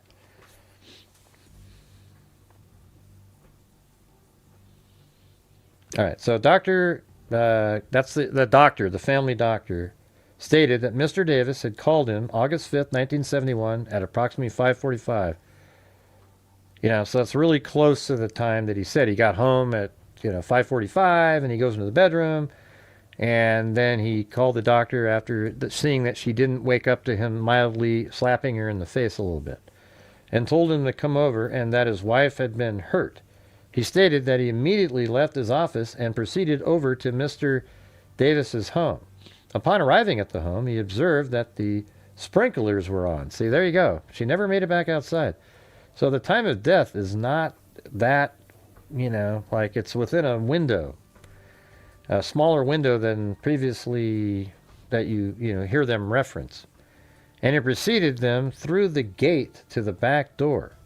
But so the sprinklers were on in the front lawn area, and he proceeded then through the gate to the back door, that upon knocking, the patio door was opened by Officer Peel, and he then entered the house through this door. He was directed to the master bedroom, which is the Davis's bedroom, and that he observed Mrs. Davis, as previously described in this report, lying on the floor. Her dress was in a normal position, meaning like she wasn't disarrayed. He noticed that her face was cold and wet, but that might be cold and wet because he'd been putting the ice and whatnot on her face before he got there. Oh, there he goes. And observed an ice tray lying on the floor near her. At the time of his arrival, there was just 3 persons at the location: Officer Peel, Mr. Davis, and himself, Mrs. Davis. He noticed that Mrs. Davis's face had marks on the cheeks and abrasion-type marks on her chin, and also there were bruising around her neck. He took his stethoscope, and after examining Mrs. Davis, he immediately pronounced her dead, the time being approximately in the neighborhood of 6 p.m. At the time he, the doctor, was examining Mrs. Davis, Mr. Davis, who was in the room, stated, "I can't imagine anyone doing this. I talked to her at noon, and she was fine." This is terrible. Mr. Davis further stated that whatever happened not very long ago, at which time the doctor asked, "How do you know?" Let's see, hold on. See, this is the thing. Apparently in some of the writings in here, let's just read it. "Oh, this is terrible. Mr. Davis further stated that whatever happened not very long ago, at which time the doctor asked, 'How do you know?'" And by the way, why would you say that? Because that would make it closer to the time you got home, right? "How do you know?" Mr. Davis stated, "Because she usually..." Oh, boom, look at that. "She usually turns the sprinklers on at this time of the day, but she turned them on earlier." So that has nothing. I think that's just what she normally would do, but she didn't do it on that day because she turned them on at 2:45. Mr. Davis stated, "Because she usually turns the sprinklers on," and 2:45 isn't that long ago from 5:45, right? It's 3 hours. So he does have that correct. "Sprinklers on at this time of the day, and from the looks of things, they haven't been on very long."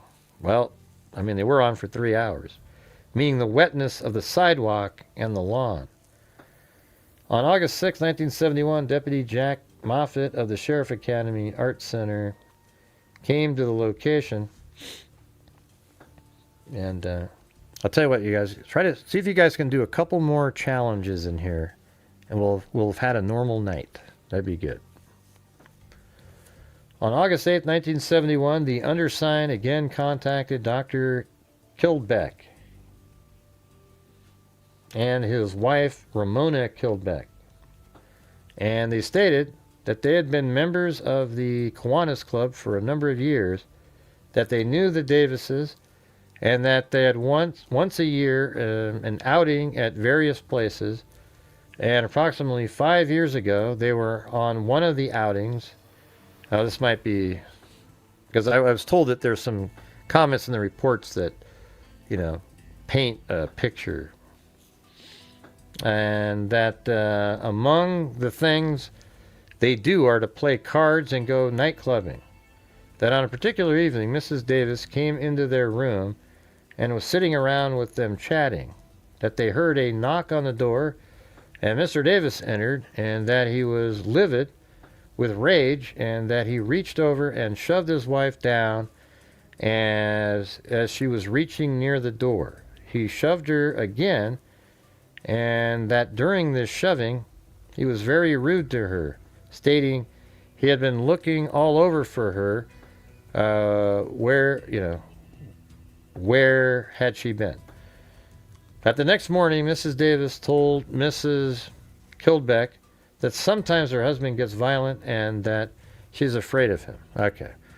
Yeah, so that's in these reports, but I don't know. They said, I don't know. I just have to read it for what it is. Okay. Hey, thank you, Brandy. So that's sort of then... thanks for helping out to try to get to a normal night. So we need to get some challenges going, you guys. See if we can do it.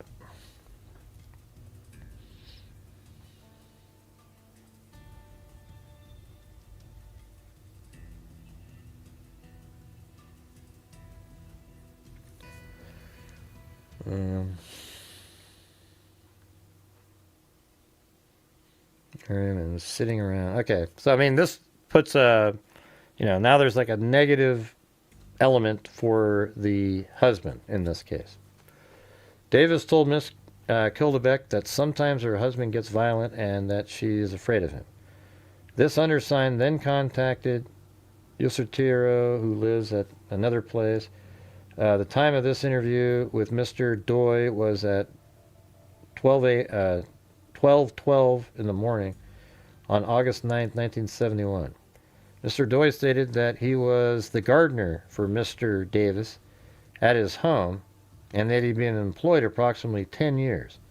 He usually goes to their home on Friday at 7 a.m. But on the previous Friday, Mr. Davis had asked him to come. Let's see. Wasn't this Thursday though? What day of the week was this? Wasn't it a Thursday? At his home that he had been employed approximately 10 years. He usually goes to their home on Friday at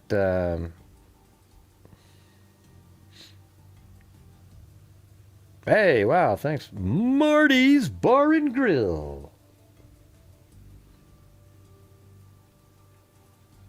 Thanks, man. Really appreciate that.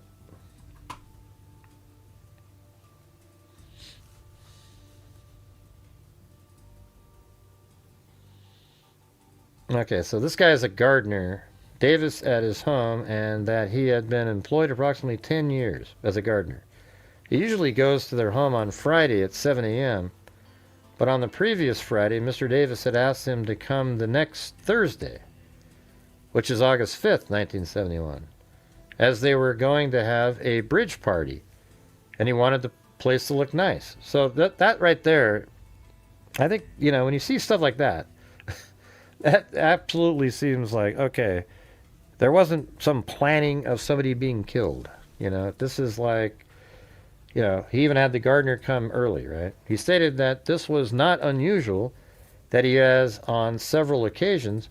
And by the way, he brought him over to, make the yard look nice for the bridge party. Several occasions, been asked to come at other times other than his regular day. On Thursday, August 5th, 1971, the gardener, I guess, he arrived at 12 p.m. So, man, just like 45, or let's see, well, an hour after Ted came home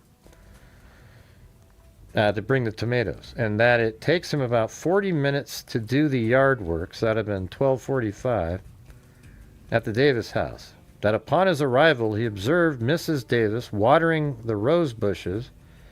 And upon seeing, wait, hold on. Okay, it says Mrs. Davis watering the rose bushes, and upon seeing him, she stated, "I forgot that you come today," and she immediately went into the house. He stated that it takes him about 40 minutes to do the yard. It's amazing, the little detail. Like, you sort of just picture all this, right? She's out there. He normally comes on Friday, so she's out there on Thursday, goofing around in the yard, and then he shows up because he's the gardener, and she's like, "Oh, I didn't know you were supposed to be here this day. And then she goes back inside the house. He stated that it takes him about 40 minutes to do the yard.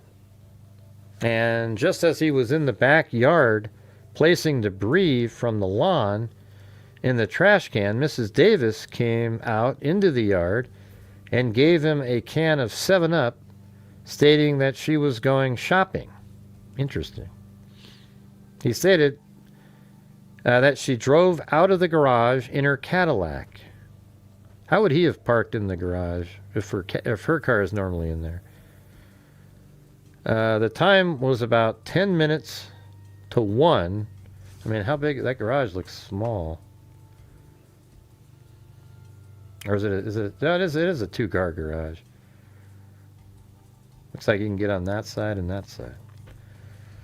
All right. The time was about 10 minutes to 1 or 1 o'clock. So she went to the store right around that time. Mr. Yosatiro Doi then left the location. So that guy left it right around 1. This same night, Thursday, August 5th, 1971, at about 8 o'clock, Mr. Davis called him up on the phone. So he calls the gardener on the phone and asked him, "What time did you come to my place?" This is a father, a husband that's looking into trying to figure out what happened, right?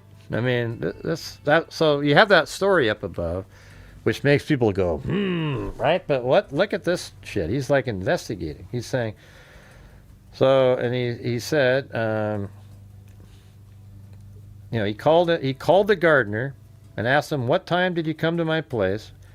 Mr. Doi told him that he left his place at about 1 p.m. Mr. Doi asked him what was wrong, that he never telephoned him before asking that, and Mr. Davis, never answered him. So Mr. Doi hung up. So he wasn't sure. I mean, I would say if you're the husband, you're not sure. I mean, is this guy, did he do something? So he probably didn't want to tell him what happened.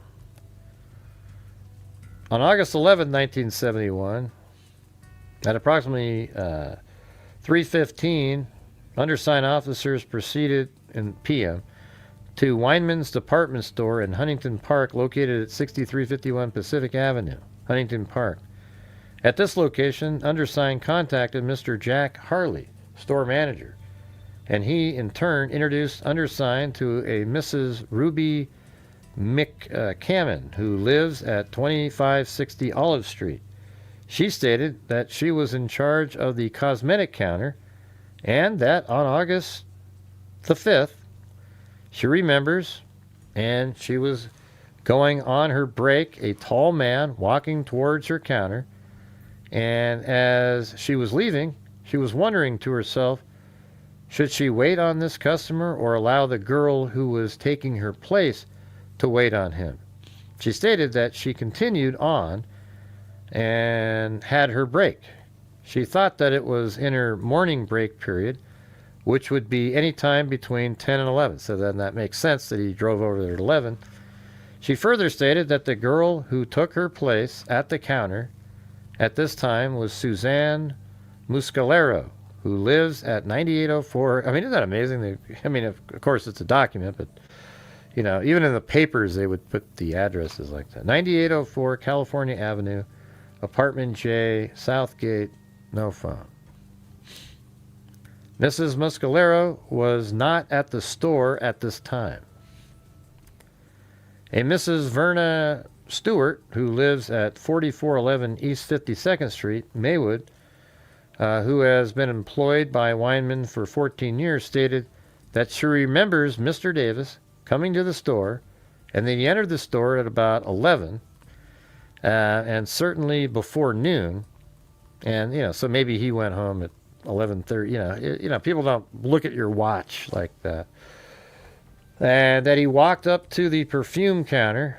She stated that she was fairly certain of the time of Mr. Davis's arrival because she always watches her watch and clock.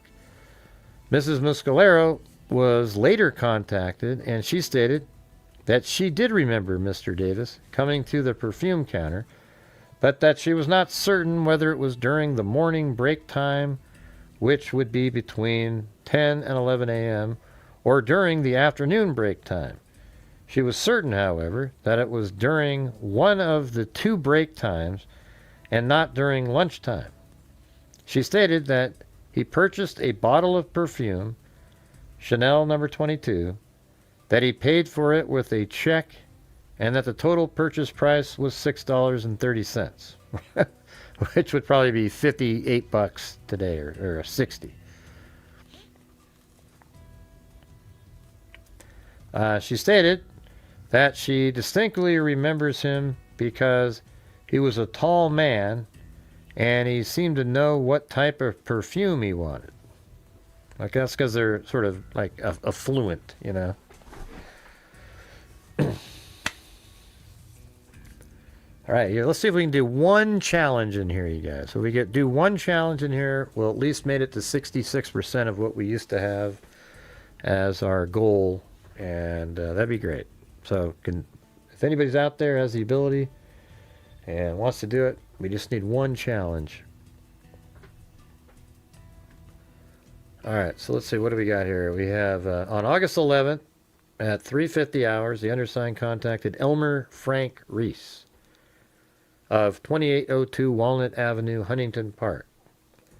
Mr. Reese stated that he was a retired tile contractor and that he has known Davis for many years, that he has been invited to their Christmas dinner with a Mrs. Farnsworth, who was an insurance agency, who has an insurance agency and rents space from Mr. Davis in his real estate office. He stated that the last time that he saw Mrs. Davis was approximately 2 months ago at the Dale's Dry Cleaner located in Seville and Walnut.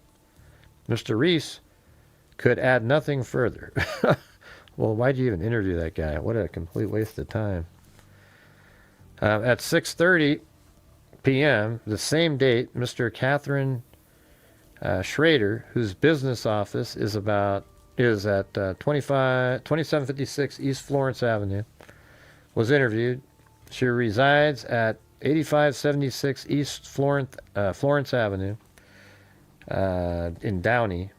Ms. Schrader had previously talked to Huntington Park Police Department and had described to them a sports car containing two people in it that she had observed across the street from the Davis residence on August 5th, 1971.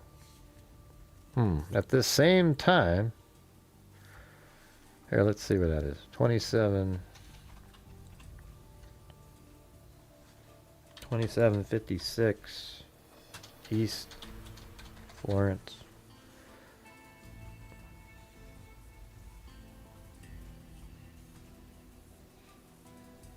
That's way over there. I don't get it. Oh, her business is there. Oh, she lives at 80... Okay, hold on a second. She lives at 8576 East Florence. And that's way over there. No, I did that wrong. 85... Okay, well, that's right there.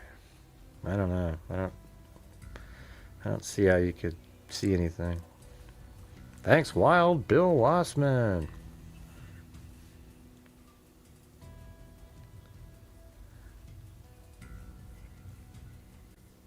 No, they didn't, Jay. But when you come in here, just, we're just trying to go through it all. When you do the thing where I'm going out and investigate. You're like, well, that's what we're doing here. Okay, just follow along with what we're doing. There's no point in breaking away and trying to look something up because we have it all right here. Okay, it's just while we're reading it, we can discuss it.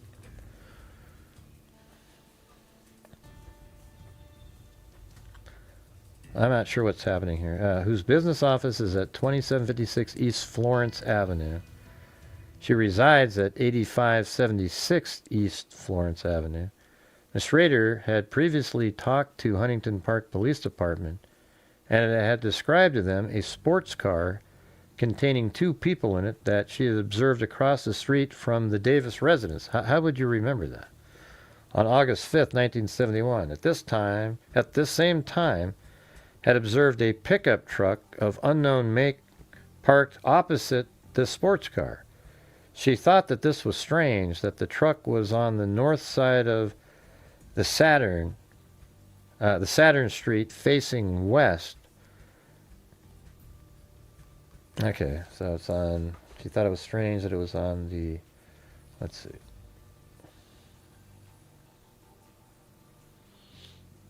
So it was on this side facing west. Well, just right where that pickup is. I mean, that's crazy. You know, so right where that pickup is. Across the street from the Davis residence. Oh, it's on the, let's see. She observed across the street from the Davis residence, this time, and observed a pickup truck of unknown make parked opposite the sports car. She thought that it was strange that the truck was on the north side of Saturn Street facing west. Well, why is that weird? That's the direction. Possibly a dirty white truck, and the vehicle was a small foreign clue car of unknown make. She stated upon thinking of the incident after talking to Huntington Park Police Department, there were not 2 people in the sports car, but 1 person, and that it was possibly a headrest that she saw in the car that resembled a person. Jeez. That's where you get people start overthinking everything. It just gets ridiculous. Miss Schrader appeared to be somewhat confused, as to her exact sequence of events surrounding her seeing the, I'd throw out that whole thing. I mean, I don't even know, how did you know that? You weren't even close to the house. I mean, your address, you just happened to be driving by and saw that? I don't know. Sounds like somebody trying to insert themselves.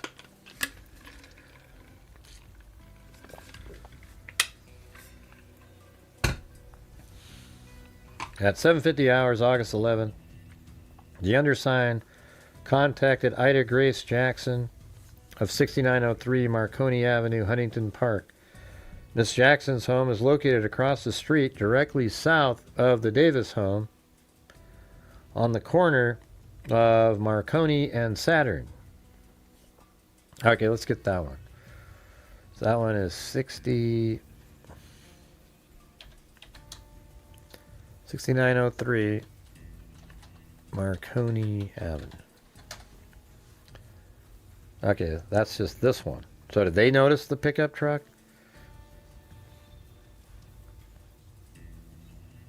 Okay, that's Grace Jackson.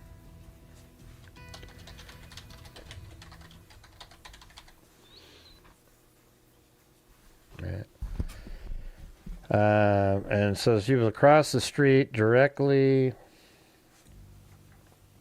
south of the Davis home on the corner of Marconi and Saturn. This is Jackson stated that she was home on August 5th, 1971, and that she was looking out her kitchen window at approximately 11:50 a.m.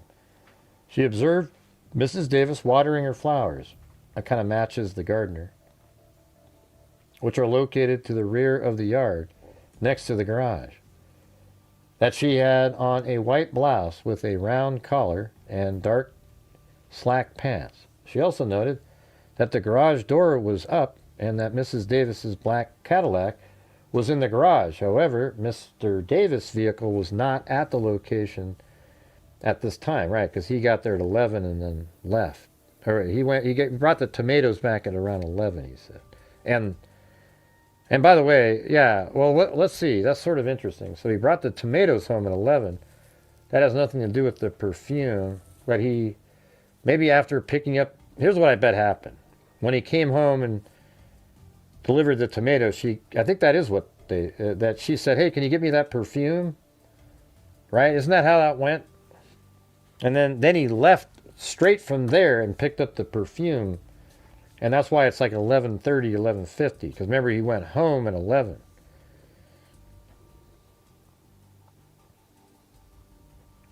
All right, who's going to do the challenge, you guys? Who's going to do one?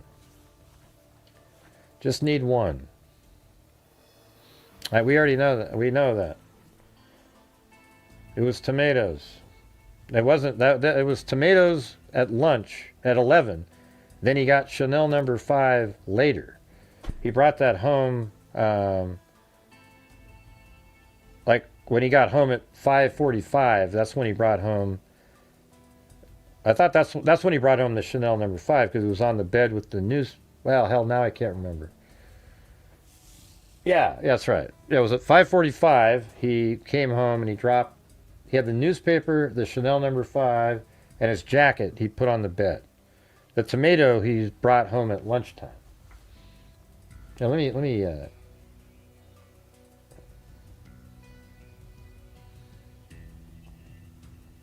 Just need one challenge, you guys. We can do it.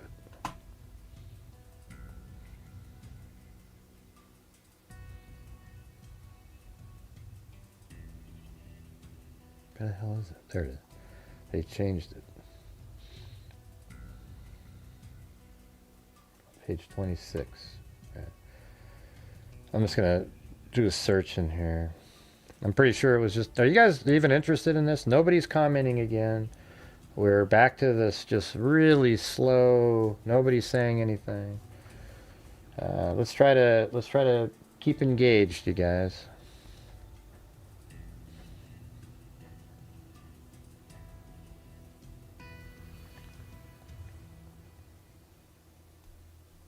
It's doing a scan. Right, I know you're listening. Everybody always says they're listening and listening. But we need, for YouTube's algorithm, we need people to be typing and communicating.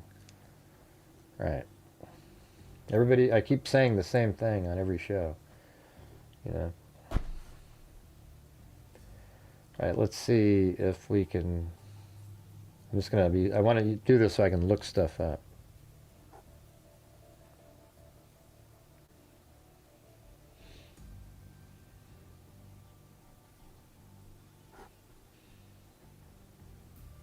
I mean, this thing is 62 pages long. See that? Even right there, even after I explain what I just said, no comments. It's like...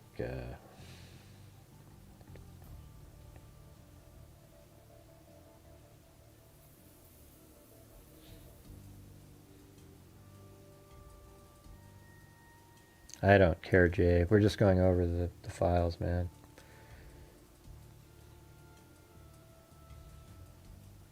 And it didn't say it was amended. It just says it's different. It looked like it might have been part of the same thing. Don't worry about it, Jay. Just focus on, what we're reading here. Members of Sisters Murder. Okay, these are all these different articles.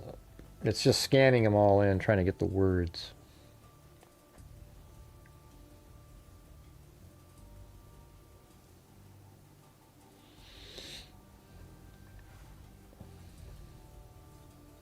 Yeah, it's going to try to scan that thing in, huh?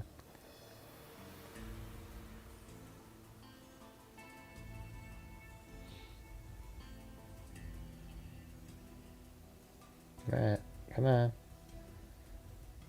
Alright. So, let's see if we can... I think that did it. Alright, there you go.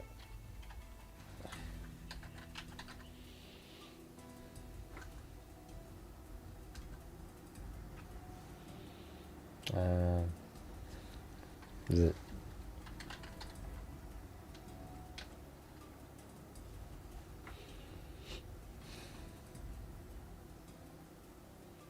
Yeah, so this is what I'm saying. On top of his coat was an Evening Herald paper. This is when he got home. The coat was found with the label facing eastward. Inside the small bag was a bottle of Chanel. So I guess that's Chanel 20. The number 5 was what was in the bathroom. Chanel number 22 spray was what he got. Let's see. 1100. Is that going to work? No.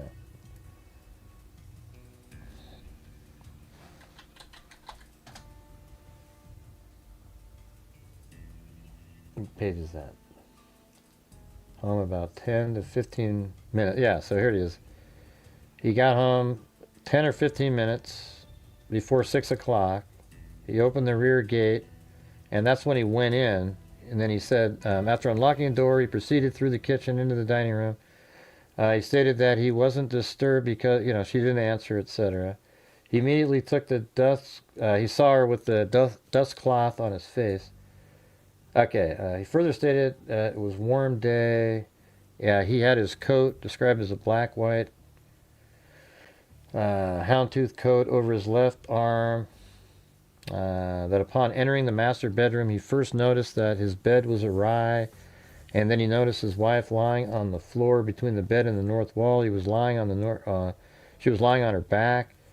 He said he went to her, noticing blood on her. Yeah, I mean, I that's when he put that stuff on the bed, though. He had the jacket, the 2 newspapers that he got outside, and then he put the Chanel on the bed.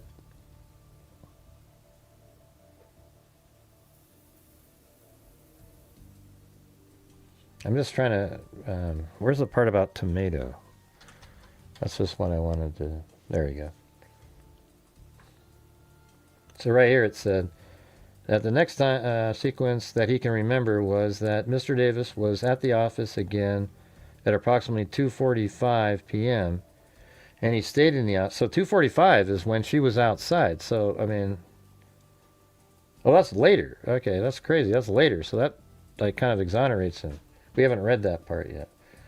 Where was the other reference to tomato? At approximately, Mr. Schultz further stated that he had brought some cherry tomatoes to the office and had given them to all of the office. He further remembers that Mr. Davis, sometime during the day, had purchased a gallon of paint, he thought possibly in Maywood. At 6, let's see. Mrs. Davis approximately, Ms. Farnsworth stated that she and her insurance agency and the Davis Realty Company, and that on August 5th, she was in the office at the Realty Company when she talked to Mrs. Davis. Oh, look at that. That might be that phone call. She thinks it's 11 to 11:30. But that might have been 11:40. Well, actually, she was outside at 2:45, so maybe. At the time that she spoke to Mrs. Davis, Mr. Davis was on another line. Later, Mr. Davis stated to her, Mrs. Farnsworth, that he had called. I don't know where the other reference to tomato is. It's just there's only one reference in here to tomato, but there was obviously one earlier because we read it, right?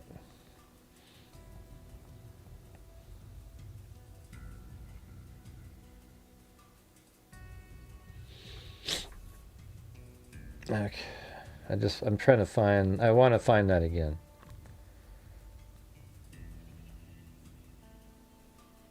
Might be up here. There it is. When asked when was the last time he saw his wife alive, he stated that he had seen her that morning at approximately 11 a.m. when he arrived home with some small tomatoes. And for some, he couldn't make out that M. And small tomatoes someone in his real estate office had given him. And that, we just saw that. So now, okay, we have that. There was no Chanel in that. All right, let's go down to, we were on 26. Yeah, don't worry about it. Yeah. Let's see.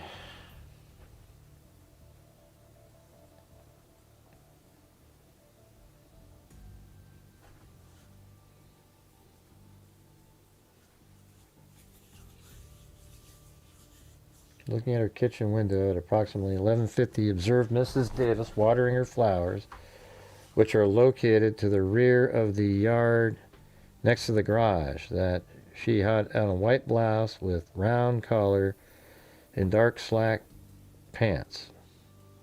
She saw that her Cadillac was in the garage, but Mr. Davis's wasn't. When questioned regarding Mrs. Davis's work habits in and around the yard, she stated that she has always seen Mrs. Davis go in and out of the back door, and that she was very rarely seen. She rarely was seen her go in and out of the front door. I wonder if she goes out the front door to water the plant. I don't know. See that? I don't know. I guess I was assuming she went out the front door to water her plants, and that's why it would be unlocked. But maybe, people didn't lock their doors back then, you guys. That's just the way it was. People didn't feel. And then this says at 8:40, August 11th, 1971, undersigned officers contacted Mr. Sumter, who resides at 6900 Marconi Avenue, which is directly across the street on the southeast corner of Marconi Avenue and Saturn, and she stated that she and her husband were both home on August 5th, 1971. However, they had all their drapes drawn because of the heat, and that they did not see or hear anything unusual in the neighborhood until she heard the emergency equipment arriving at the victim's home later on.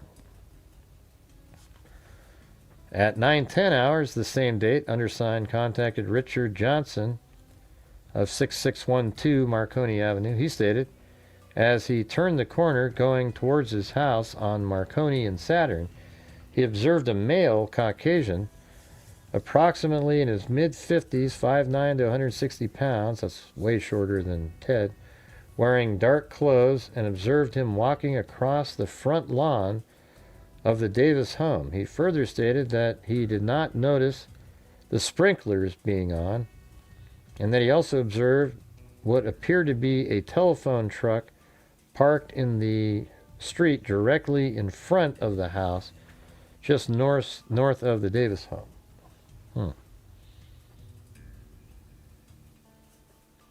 What time? He didn't have a time frame for that.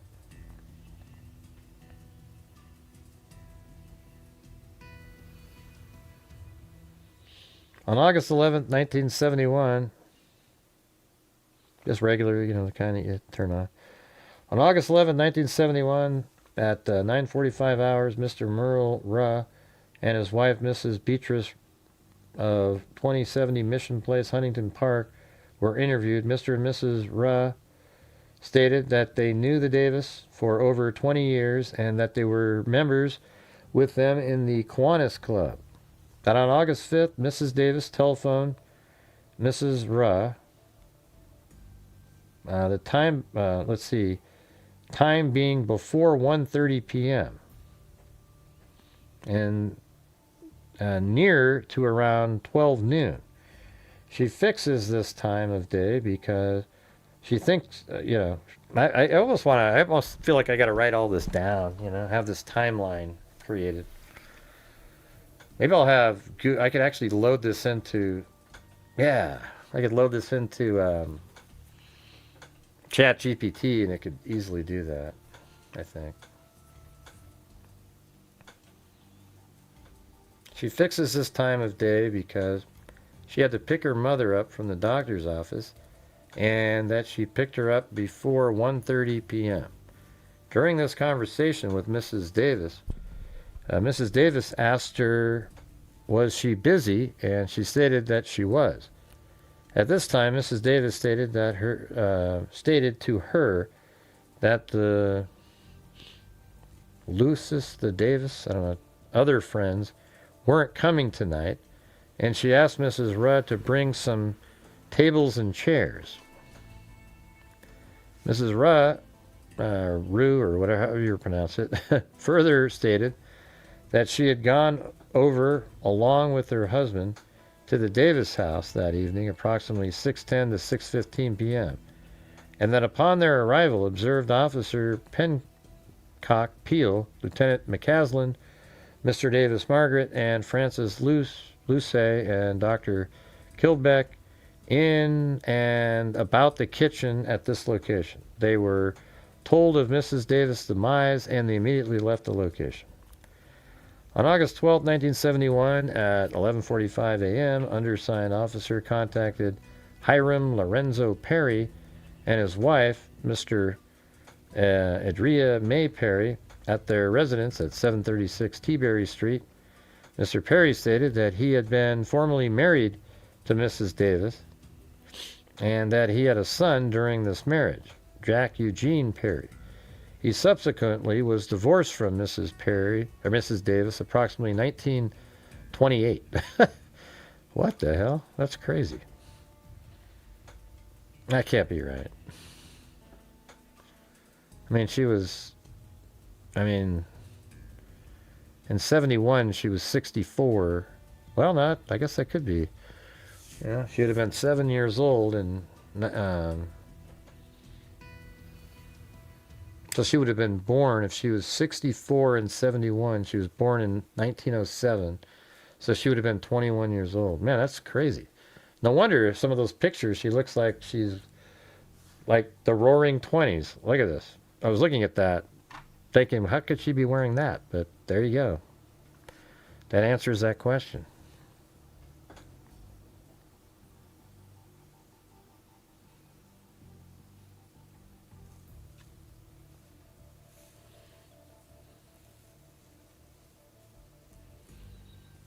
He stated that he, along with his wife, went to Southgate last Tuesday, August 3rd, and he had not been in Los Angeles area since that date.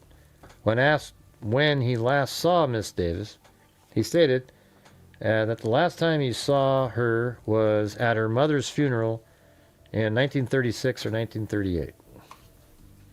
He stated that that just sounds so weird. It's like 71 doesn't seem that long ago.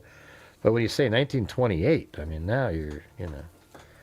He stated that he married Mrs. Davis while he was about 20 years old, and his mother had to sign for him, Mrs. Davis being at that time about 18 years old.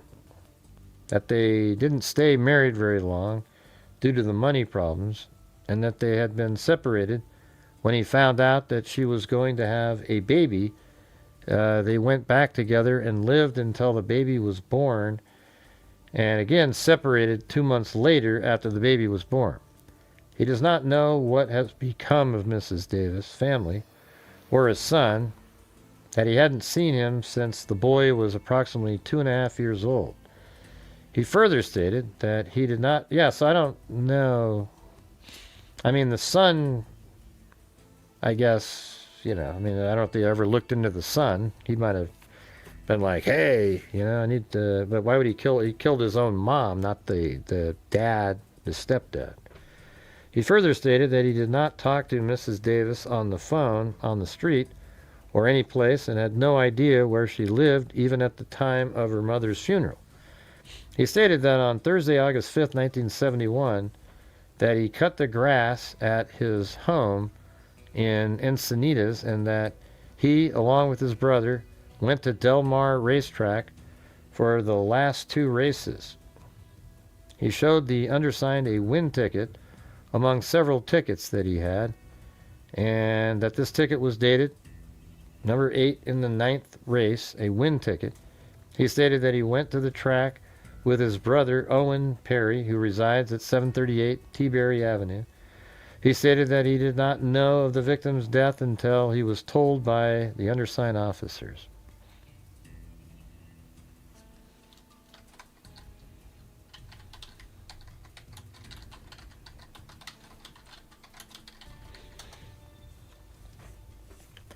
Mrs. Perry stated that she had been with her husband in and around their premises all week, except for going with him to Southgate on August 3rd to cut the grass in front of the property owned by them.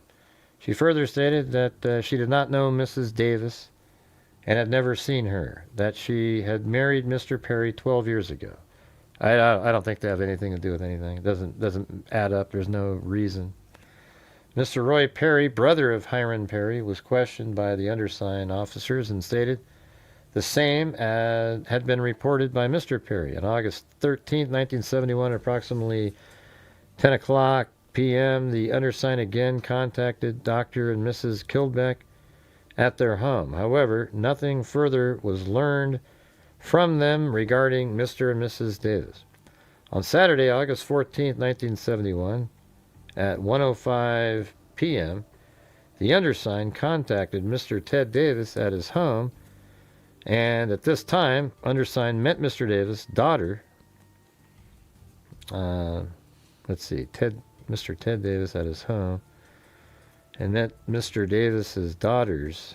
I didn't know. I didn't hear about that. Daughters, Jerry Dershit Linda Fries. That's interesting because so Linda Fries must be the mother of the lady that I talked to. That's interesting. Hey, thanks, Skeeters. Appreciate it. It does help. Any amount helps, you guys. I mean, the thing is, my channel does rely on you guys. When you do these shows, especially these kind, where it's not, whiz bang, everybody's excited. You hardly get any views. There's no ad revenue, and really, the only support is from you guys watching. So, that's very generous of you. Thank you. Really appreciate it.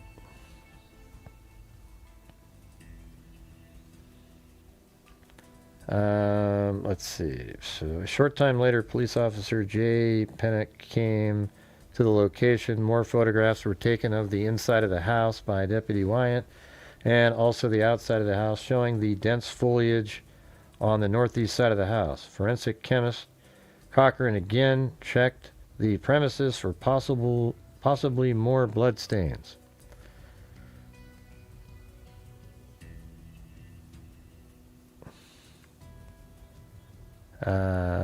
Very close to what? Let's see.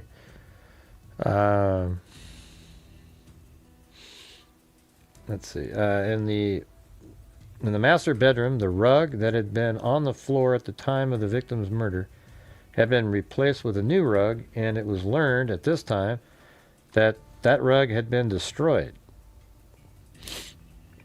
Yeah, well, why didn't you guys take it, law enforcement? That's stupid. Why didn't you take the rug? You probably left it there. We don't need it, and then, that happens so much. It's almost unbelievable. At 3:50 hours, August 14th, 1971, while at 2975 Saturn Avenue, Huntington Park, undersigned officer interviewed Jay Simpson. Mr.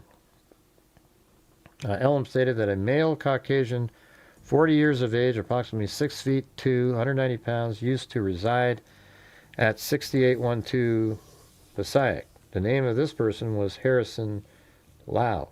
Mr. Elam stated Harrison Lau resided with his mother at this address. Mr. Elam stated he has not seen Harrison Lau for approximately 1 month, and that he has not seen him. Here, let me look this up. Hold on a second.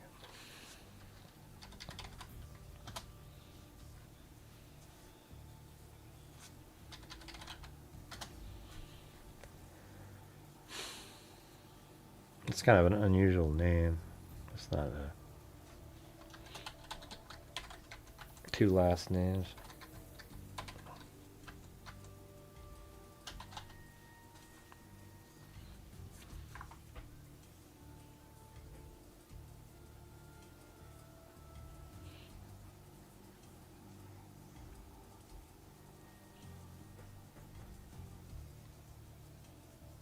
I wonder how old he would be. This is 1971, right? So you have to be like pretty old.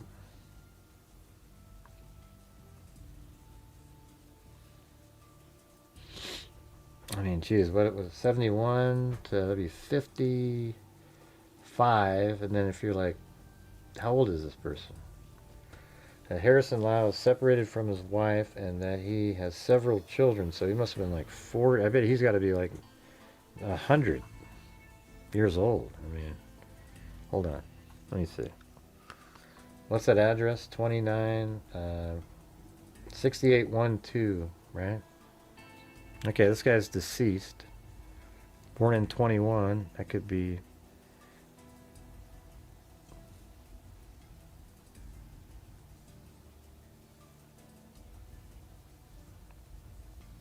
I bet you that is him. He's younger than them. He was born in 21.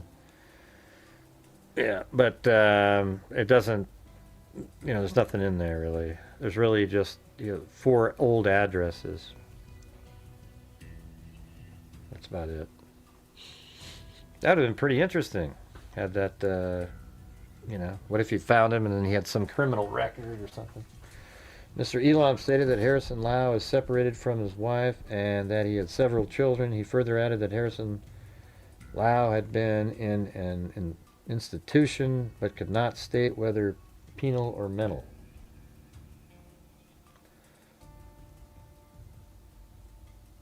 Let's see. Mr. Elam stated. Oh, wait, hold on. Oh. Yeah, oh, I see what you're saying. We made it, Marty. We just, right on the,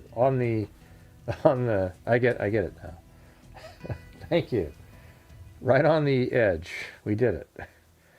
Thanks to Marty's Bar and Grill. All right. Mr. Elam stated all the times that he has seen Harrison Lau, he has never seen him. What? Stated all the times that he has seen Harrison Lau, he has never seen him, Harrison Lau. Display any violent temper. Mr. Elam originally relayed these facts to Mr. Ted Davis and subsequently repeated them to undersigned officers.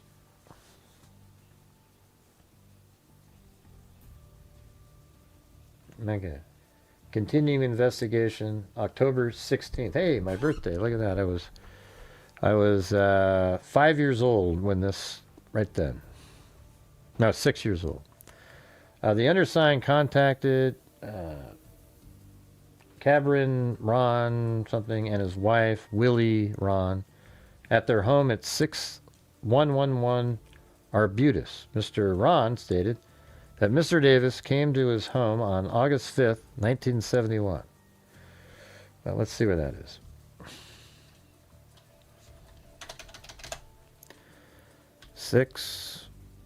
I think this might have to be like a two-nighter. You know, there's so much crap, the stuff in this thing, it's almost unbelievable. 611 Arbutus. Yeah, let's see where that is. Okay, he lived right there. I'm kind of interested to see what the hell he was doing over there.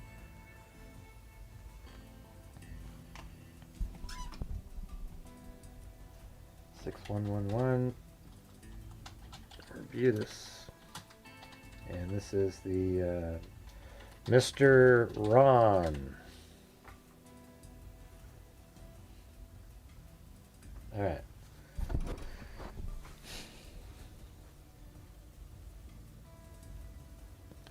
Continuing investigation on October 16, undersigned, contacted, okay, this Mr. Ron. So it says Mr. Ron stated that Mr. Davis came to his home on August 5th, 1971 at approximately 5 p.m., that he came to appraise the property for the owner. He got there at 5 though? Mr. Robinson, he stated that he measured the property and that he left. Okay, so he's just there for 30 minutes. And he left at approximately 5:30. Does that sound like somebody's going to be killing somebody? You know, he does all these things all day, you know, like at approximately 5:30 to 5:35. Mrs. Ron stated that she had left to go to the market on August 5th at approximately 4:30 and that she returned home at approximately 5:25. She stated that she observed Mr. Davis standing on the lawn talking to Mr. Ron, and all the while his wife's dead at home, and that he left between 5:30 and 5:35. I guess what's sort of, you know, like you could, is there a continuing timeline of him before he got there, for example, you know? I mean, you could argue that somebody might, you know, schedule some stuff like that to make it look like you're just doing a normal day. But I mean, I think that's when you start like overthinking everything. That he left between 5:30 and 5:35. Mr. Ron further stated that he was in the process of negotiating to purchase the property for Mrs. Florence Robinson, the owner. At 12:50 hours this date, the undersigned contacted Mrs. Florence Robinson, and that's who's of 6337 Hood Street, Huntington Park, telephone number, blah, blah, blah, blah. Mrs. Robinson stated that she had contacted the Morrison Escrow Company located at Zoe Street and Rita Street in Huntington Park, requesting the company to recommend a person who could appraise their property on Albertus Street, and they recommended Mr. Davis. See, there you go. So this is, I don't know. I at this point I don't see anything. These little things that you could make a story up, but it just seems like Mr. Davis came to her home at approximately 2:20 on Thursday, August 5th. So he's moving around. He's out and about. 1971, and at 2:45 she's outside watering the plants, right? So, and at that time she told him to go over to her house on Arbutus and appraise it for her. She further stated that Mr. Davis stayed approximately 1 hour. Yeah, except they said it was 5:35. I don't know. Anyways, at 4:20 hours, the undersigned contacted Harold W. Schultz, who works in the Davis Realty Company. He stated that when asked about Mr. Davis's schedule, that Mr. Davis was in and out on August 5th, 1971, and that Mr. Davis had left for lunch at around noon and returned. And so, but you got to realize, like, she's still alive at 2:45 when she turned the sprinkler on, and returned at approximately 1:30. So she's still alive at this time. That the next time sequence that he can remember was that Mr. Davis was at the office again at approximately 2:45, right when she's watering the plants. And he stayed in the office until he left at approximately 4:30 to 4:40. So he was there. I mean, he's got every single moment of the day basically is accounted for. That's crazy. I mean, so he's at the office till 4:30 to 4:40, and then he goes over and does that appraisal at 5, right? Sir Schultz further stated that he had brought some cherry tomatoes to the office and had given them to all the office help. He further remembers that Mr. Davis sometimes during the day had purchased a gallon of paint he thought possibly in Maywood. Now you go, because we do true crime, you go like this: oh my God, he bought paint to cover up any blood spatter. That's what people would think. I don't see anything in here other than the one person saying that they had a violent, thing at one time, like 5 or 6 years ago or something, before the. Mr. Farnsworth stated that she has her insurance agency in the Davis Realty Company, and that on August 5th, 1971, she was in the office at the Realty Company when she talked to Mrs. Davis approximately between 11 and 11:30 a.m. At the time that she spoke to Mrs. Davis, Mr. Davis was on another line. Later, okay, so there's a lot of timeline stuff here. So this is between 11 and 11:30, but see, it doesn't really matter. None of this stuff up until 2:45 matters. And now we have where, that he's in the office. Davis was at the office again at 2:45, and he stayed in the office. So now we can mark him out until 4:40 here, but then we also see him up above at 5. He's over at that house over there. Hey, thanks to Chris O'Connell. How's it going, Chris O'Connell? Thank you. Appreciate it.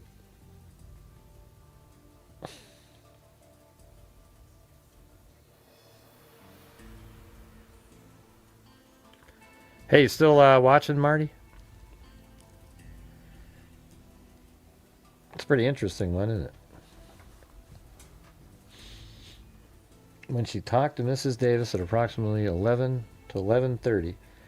At the time she spoke to Mrs. Davis, Mr. Davis was on another line. Later, Mr. Davis stated to her, Mrs. Farnsworth, that he had called Mrs. Davis at home and she had asked him to purchase some perfume. She thought Chanel 22. Isn't that crazy? That he had called Mrs. Davis at home and she had asked him to purchase some perfume. She thought Chanel 22. She further stated that Mr. Davis left the realty office at approximately 11:50 a.m. and returned to the office at approximately 1:30, right? But She's still alive watering her plants at 2:45. At this time, Mr. Davis had the perfume for Mrs. Davis with him. Both Mr. Schultz and Mrs. Farnsworth stated that Mr. Davis was a very nice person. On August 5th, 1971, at 11:20 a.m., Mrs.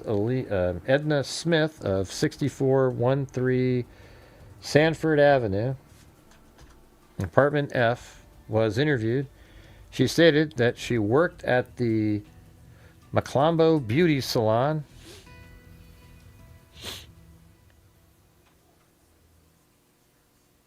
Let's see, at 2564 Huntington Park.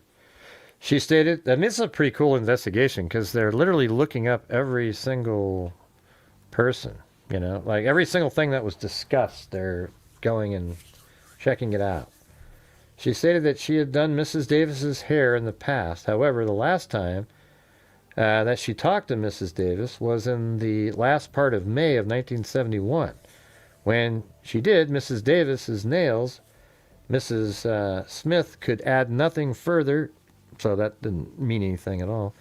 At 11:35 hours, Mrs. Patricia Bonsera of 6814 Marani Avenue stated that she was home on August 5th, 1971, and that at approximately 12:40 p.m. she passed the Davis home, and at that time did not see anything unusual, nor did she see the Davis gardener at that time. So, you know, but he was there, you know. Mr. Mike Pacheco, 3615 East 53rd Street, was contacted in front of 6701 Marconi Street. He stated that he is a gardener for the house located on the northeast corner of Saturn and Marconi. However, he did not service the area on August 5th, 1971. Mr. Pacheco could offer no further information.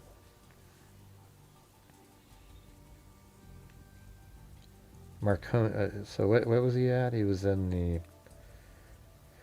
So he's a gardener for the house located on the northeast corner of Saturn and Marconi. I thought that was...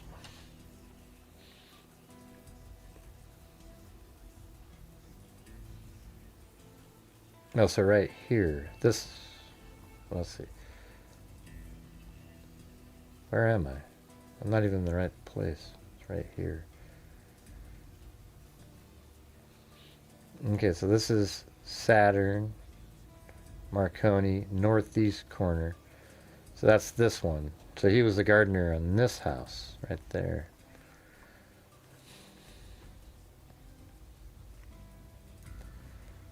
Interesting. I'm just going to go to 3 hours and then we'll have to pick it up tomorrow if you guys are interested. I think this is freaking awesome. Yep. I'll try it. Still here, interested. We didn't lock our doors, but we sure kept an eye on what's going on in the neighborhood. Just like all these witnesses. Yep. Yeah, it's weird, isn't it? Everybody knew what was going on. Okay, and then at 12:15 hours, Leslie Philbrook of 6701 Marconi, Huntington Park, telephone was contacted. She was contacted. He stated that on August 5th, 1971, between 4 p.m. and 4:10 p.m., he left his residence to shop at a local area market.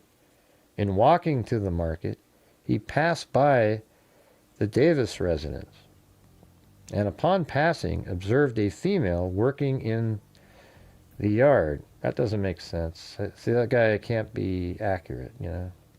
I mean, it's possible that she was still alive at 4 o'clock, you know. I mean, that's interesting. That she maybe, I mean, it is possible, right? Like she turned the water on at 2:45 and she went back outside at 4, but in walking to the market, he passed by the Davis residence and upon passing observed a female working in the yard. The female was attired in what appeared to be a flower design party dress. That's exactly Upon returning from the market at approximately 5:10, he passed by the Davis residence, and in doing so had to walk in the street due to the sprinkler system being turned on full and watering the sidewalk adjacent to the Davis residence. He stated he has known the Davis family for approximately 20 years. Huh. That makes that a little bit more, like that's more of a precise time. So I guess it wouldn't be 3:30 like I thought. It could have been between, like right after this.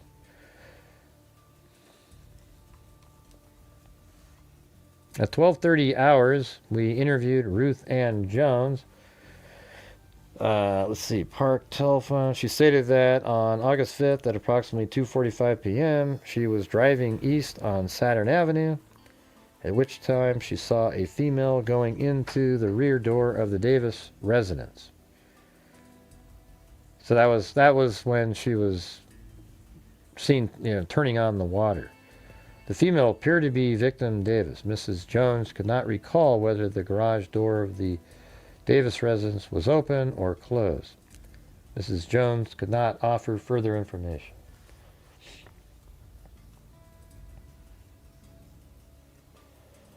It'd be cool if we got one challenge in here, we would come up to, what are we at? So on the show, on YouTube, we're still, let's see, what are we at? We need 4, to get to 60% on YouTube, we need to get 4 more channel memberships. So if somehow, people out there, if you want to, maybe, how about, let's see. The only challenge I could do, if we get 10 gifted memberships, I'll donate 5. That's as good as I can do. All right. So if you guys have the ability to donate 10, I'll give 5. And then that'll get us up to 30. We're at 17 gifted memberships currently, but that would get us up to, what is that? 32. That'd be pretty sweet. So if you guys have the ability, that's my challenge. I know it's not as good as some of the other ones, but got to do what you got to do.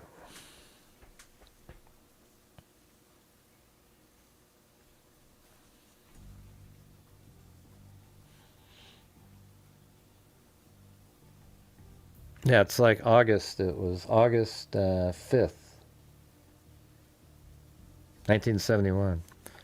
Hey, thanks, Chris O'Connell. All right, freaks, if we can get 5 more, then I'll donate the 5. All right. We had friends who had mother in New York who came to visit on summer. She couldn't sleep without making sure the house was all locked up. We thought that was a terribly odd way to be. Yeah, but now it's like that's the standard. Everybody has like 15 locks and security cameras, and kind of sad, really. Thank you, Chris O'Connell. At 12:30 hours, but we need 5 more, you guys, and then I'll donate my 5, okay? At approximately 12:30 hours, we interviewed Ruth Ann Jones, Huntington. Yeah, she's the one that saw 12:45. Miss Jones could not recall whether the garage door was open. At 12:40 hours, we interviewed Catherine Clomby, Huntington Park. Miss Clomby is the sister of victim Davis. She stated that victim Davis was very active in community and church activities and was constantly helping other people. In recent years, victim Davis had ceased doing her own hair as she was extremely busy. Mrs. Clomby stated she had worked in Ted Davis's smoke shop at Pacific and Clarendon several years ago. She stated that victim Davis and Ted Davis had the usual family arguments, but never anything serious. She thinks that on 8/5/71, victim Davis may have called a painter by the name of Ed Stroud, who lives on Flower Avenue, Huntington Park. Mr. Stroud is a something Canadian extraction and has a mustache. Come on, you guys. You can do my challenge, right? We need 5 gifted memberships. We can do it. All right. Then at 2:23 hours, we interviewed Kevin. I wonder who this Stroud guy is. I wonder if he's in there. How old would he be? I mean, everyone in here is going to be like 90, you know.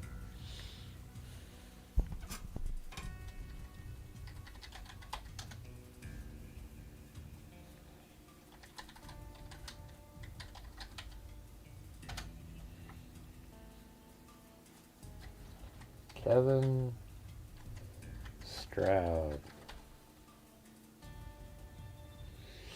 Oh, it's not Kevin, it's Ed. Jeez. Ed Stroud. And let's see, where did he live? At Pacific and Clarendon, 7 years. She stated Victim Davis and Ted Davis. Okay. She thinks that called a painter by the name of Ed Stroud who lives on Flower Avenue, Huntington. Okay. Huntington Park, California.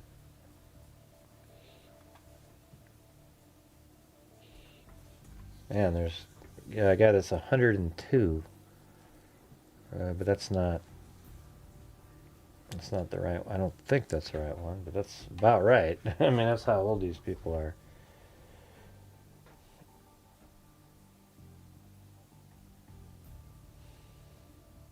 Well, there's one that's 106 too.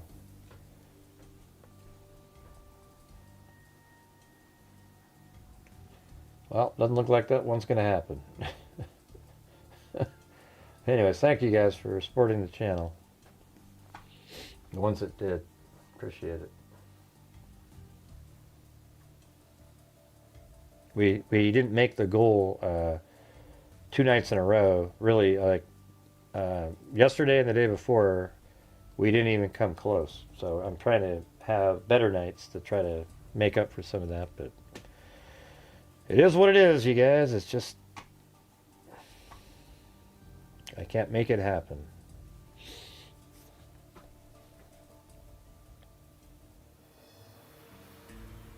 Yeah, I don't know about this guy.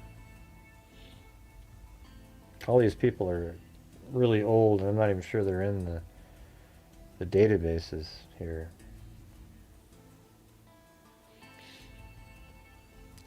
Doesn't appear to be in there. Whoa! Holy crap! Hey, at least we got Chris O'Connell. Hey, thank you. Here we go. Let me do the. I'll gift the 5. We did it. You did it yourself, but so thank you.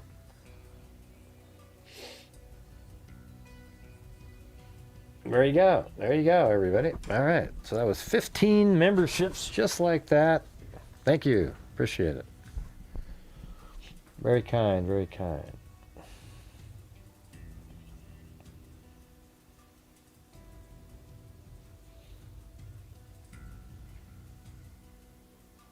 Awesome. All right. Hey, DeBlanco, are you been following along here? What do you think? Isn't this interesting?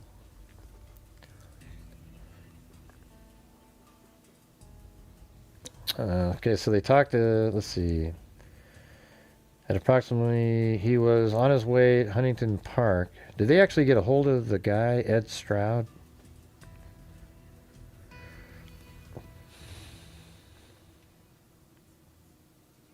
Okay, hold on. So then at 2:23 hours, we interviewed Kevin Pascal, address 6930 Marconi, Huntington Park. He stated on August 5th at approximately 2:55, he was on his way to Huntington Park High School for football practice. Upon crossing the intersection of Marconi and Saturn, he saw victim Davis watering in the yard. He spoke to her, and she in return spoke to him. He stated he saw several cars in the neighborhood, but he has seen these same cars before.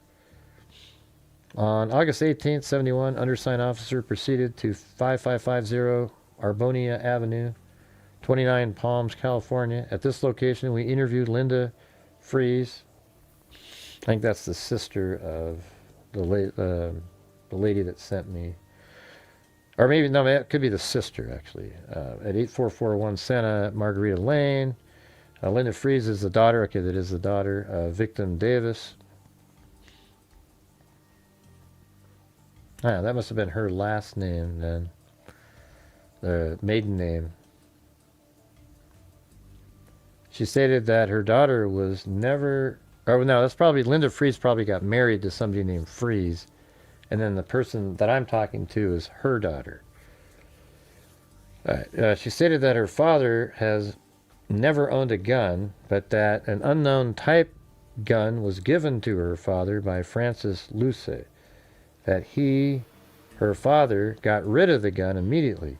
She stated Victim Davis was not in the habit of carrying a lot of money and did most of her business by check.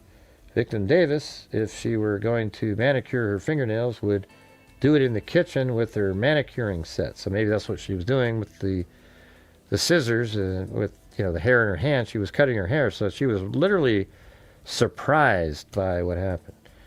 And that this function would be done well in advance of any social appointments. Victim Davis and Ted Davis got along very well.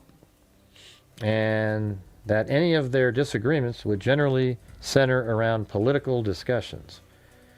Mr. Fries gave the opinion that Victim Davis, or Mrs. Fries gave the opinion that her mother, Mrs. Davis, on the day of the incident, may have just finished showering and preparing for a social function that evening. The dress that she was wearing at the time of her death would be classified as a house dress. Interesting. She stated Victim Davis was very careful as to who she would let into the house. She has never seen or known of any incident wherein Ted Davis ever struck Victim Davis. Ted Davis was not jealous of Victim Davis and gloried in the beauty and helpfulness of Victim Davis. Mrs. Fries was amazed at the amount of medication and pills which the victim had in her bathroom medicine cabinet. Henry Fries, husband of Linda Fries, that's how she got the name Fries. So the person I'm speaking to is the daughter of them. That Victim Davis was very cautious woman and always drove with her car doors locked. He further stated that he has never seen Ted Davis upset, lose his temper, or raise his voice. Linda Fries stated that she knew a person by the name of Donald Balloyd and that she used to ride to work with him several years ago. On one occasion, during a conversation with Donald Balloyd, his main topic was mostly about sex. In January of this year, she saw Donald Balloyd at Knott's Berry Farm, and during a short conversation, Mr. Balloyd stated he was divorced, and at that time he was accompanied by a young female who he introduced as his daughter.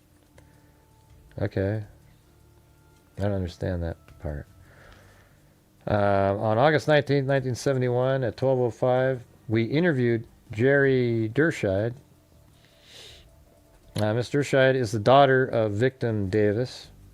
She stated Victim Davis and Ted Davis never had any real arguments, and arguments they did have were not of a serious nature. She stated her father was very even-tempered. On one occasion, Victim Davis wanted Ted Davis to get a handgun and keep around the house.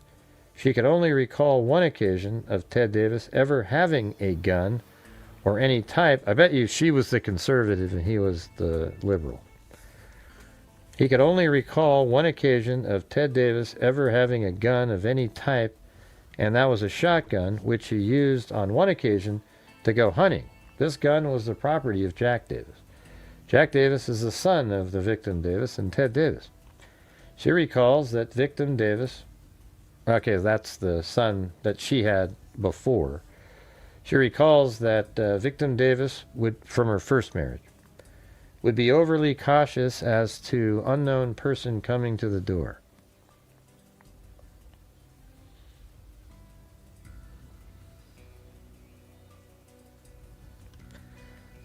Let's see.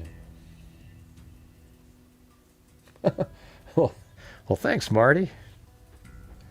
I didn't see that until just now. You guys are, maybe it'll help make up a little bit of the last 2 days. Just really went backwards.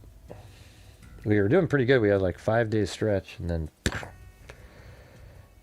Jack Davis is the son of victim Ted Davis. Okay.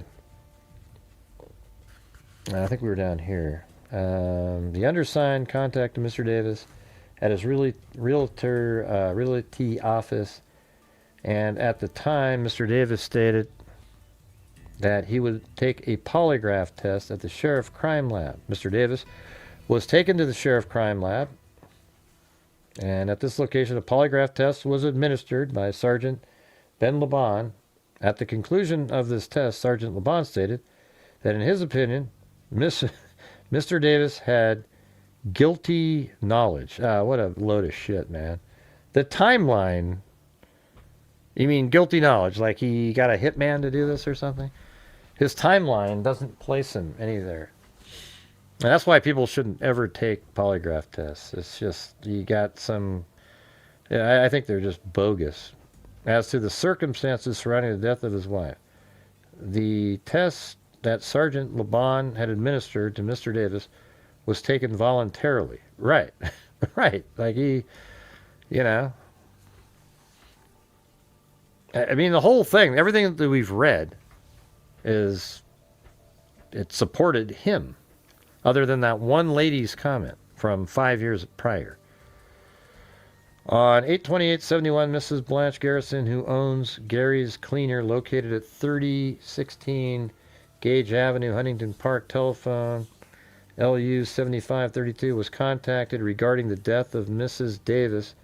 Mrs. Garrison stated that on the Tuesday before Mrs. Davis's murder, she was contacted by Mrs. Davis, who picked up a dress at her cleaners. Mrs. Davis told Mrs. Garrison that she was very bored and she wished that she could go back on the boulevard and open up her smoke shop, that she, Mrs. Davis, missed her cronies. Mrs. Garrison could add nothing further. At 3:05 hours, we interviewed Carol Cloud, address 7342 Redwood Circle, La Palma, telephone. Mrs. Cloud stated that on 8/10, 5 days after, 71, she was at the residence of Gary Ohm at 3054 Olive, Huntington Park. She was at the Ohm residence prior to the funeral of victim Davis. Prior to going to the funeral services, and while at the Ohm residence, Gary Ohm stated that on August 5th, 1971, between 4 and 4:15 p.m., he was across the street from the Davises. This is total hearsay here, right? Like, this, she's saying what he's told her. Gary Ohm stated that on August 5th, between 4 and 4:15, he was across the street from the Davis residence and saw a man from the church drive up in front of the Davis residence. But somebody saw her outside at 4... What time was that one earlier? Like 4:30? And saw a man from the church drive up in front of the Davis residence. The person who he saw was Harold Frentz. Gary Ohm made no mention as to whether or not Harold Frentz exited his vehicle. Gary, that's interesting. Like, if that's part of the, that's an interesting person.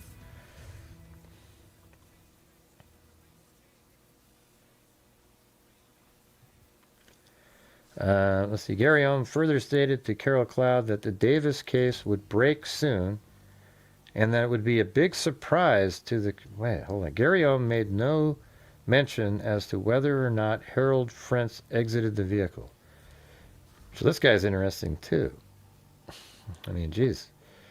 Gary Ohm further stated to Carol Cloud that the Davis case would break soon, and that would be a big surprise to the community as to who the suspect was.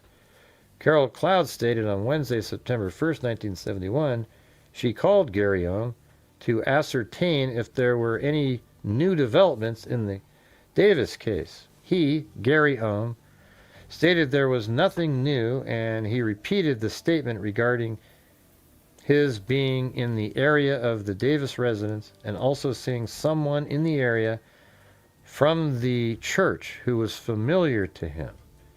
But at this time, he would not say who this person was. Man, what if it was Gary? Like what was Gary Ohm doing? What the hell was Gary doing? Is he just inventing this other person? I don't know. Also, on this date, during her conversation with Gary Ohm, he asked about Ted Davis, how he was taking his wife's death, and where he was now staying. Carol Cloud stated on August 5th, 71, Linda Fries had requested Carol Cloud to contact some mutual friends and advise them of the death of her mother. In doing so, Carol Cloud called Gary Ohm to get the phone number of Brenda and Dennis. At this time, she advised Gary Ohm of the death of Mrs. Davis. Gary Ohm stated he knew of the death of Mrs. Davis. This was approximately 9 p.m. Wow. That's what I'm saying. He seems like a pretty interesting guy, this Gary Ohm guy. Got to keep highlighting Gary Ohm. But maybe it'll change in a little bit. Who knows? At this time, so at 5 p.m., we contacted Carol Cloud by telephone. So they must have been like, we might be onto something. At this time, she stated Gary Ohm had called her and that he had a conversation with Lieutenant McCaslin. And that Lieutenant McCaslin said there was a lead and they were just waiting for this person to crack. Gary Ohm also wanted to know if Ted Davis was staying at his Saturn Street address. Gary Ohm also wanted her, Carol Cloud, to come to a talent show at the church on Sunday. Gary Ohm stated the main reason he called her was to get the phone number of Brenda and Dennis, last name unknown. The undersigned contacted Dr. Mina Ashley, female Caucasian, at her office at 7417. Ashley stated that her friend, Mrs. Ethel Soule of 3013 Saturn Avenue, Huntington Park, stated to her that Patricia Theone, who lives next door to Mrs. Soule, had been making weird statements to her which did not make sense, and Dr. Ashley, knowing of the death of Mrs. Davis, thought this might have some connection. And further, talking to Dr. Ashley regarding this type of person, she stated that she felt that Mrs. Theone had possibly a persecution complex and might also be engrossed in the change of life. Page 33. Well, I guess that's the last page of this stuff here, so should we go over that? I mean, might as well finish this thing right here, right? And then, and then there's all this other stuff we can go over.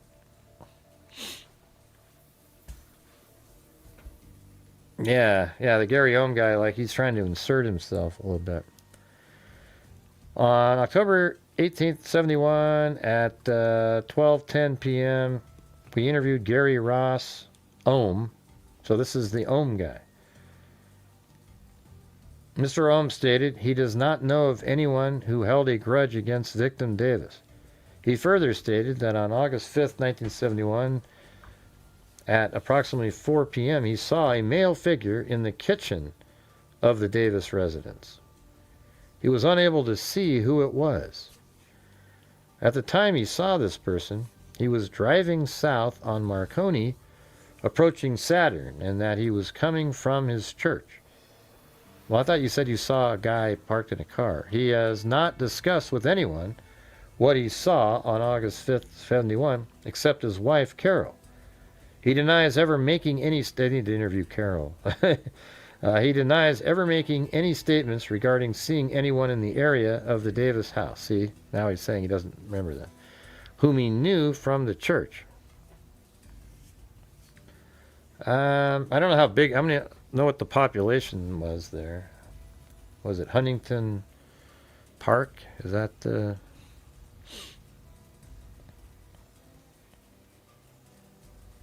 yeah, Huntington Park. Let's see.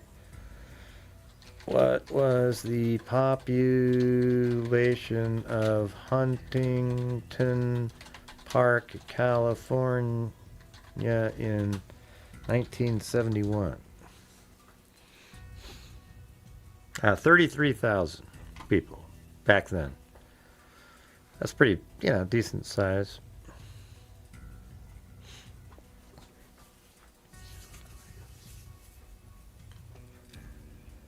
This time he saw, so at approximately 4 p.m. he saw a male figure in the kitchen of the Davis residence. He was unable to see who it was. He also said he didn't see, he denies ever making any statement regarding seeing anyone in the area of the Davis house on 8/5 whom he knew from the church. You know what? I think that's a lie. Why would that other lady even make that up? That's stupid. He became aware of the death of victim Davis at approximately 7:30 p.m. on August 5th. So that would have been prior to that lady. I think she said at 9 o'clock. He was advised by Mrs. Head Coach of 2824 Walnut, Huntington Park. 2 months prior to Mrs. Davis's death, he moved a piano at the Davis residence. Mr. Davis was present at the time. Okay. On October 19th, 1971 at 10:45 a.m., we contacted Carol Cloud. Wasn't that the one Okay, Carol Cloud. At this time, she gave the opinion that Gary Ohm was more of a follower than a leader. In the past 2 years, he had become very involved in church activities in Huntington Park. On 11/2/71 at 7:45 p.m., we interviewed Beatrice J. Ruh of 7020 Michigan Avenue, Huntington Park. She stated that Kermit Bill of Huntington Park allegedly was involved in an auto accident sometime in 1970 and that he sought treatment at a hospital far from the city of Huntington Park. There was a long period in which Kermit Bill was absent from city council meetings for an extended period of time. Kermit Bill is married. Mrs. Rudd describes Mrs. Bill as being very masculine in her appearance and actions. Also, while at 7020 Michigan Street, Huntington Park, we interviewed Elsie Frentz, address 3537 Live Oak, Huntington Park, telephone number, blah, blah, blah. Mrs. Frentz stated that she is a close friend of victim Davis and just recently had a dream regarding the suspect in the Davis killing. Ms. Frentz stated that she had a vision in her dream of seeing victim Davis and that she asked victim Davis who had killed her. The reply by victim Davis was not intelligible. Wow, I wonder what that sounded like. Was it, did it sound like, where is that damn thing? I don't even know where it is. At a hut, this one.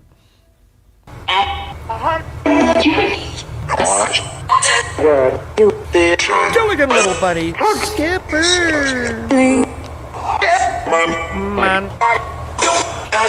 Yeah, batshit right at the end. Ms. Frentz stated she had a vision in her dream of seeing victim hold on.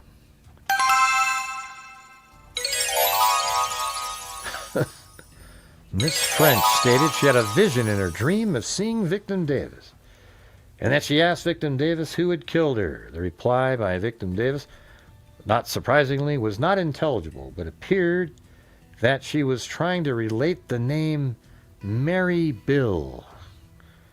You mean, Mary Bill? Is it a Bill and a Mary? You just sort of, Oh, you mean, well, William, Bill. I mean, come on. I mean, Bill's the most, Mary and Bill, the two most common names in the history of mankind. So that eventually, when the case is solved, oh my God, the killer's wife's name is Mary, for God's sakes. I had that one figured out. And, oh, wait, it's somebody named Jim. He's got a brother named Bill. Unbelievable. Amazing. Great discovery. All right. So there you go, everybody. There's that portion. Do you guys want to keep going over it tomorrow? I do, because there's a whole bunch of other stuff that's in there. So we're going to have to do it. What do you guys think of that, huh? I don't want to, Gray. I don't want to. All right. Yeah, it's, tomorrow I'll come back with a timeline, okay? All right, I'll have a timeline all put in order, and that's it. All right. Awesome. Anyways, I want to thank everybody for watching the show tonight. 3 hours and 11 minutes of pure hell. Thank you very much. Oh, jeez. Let's see, where is it?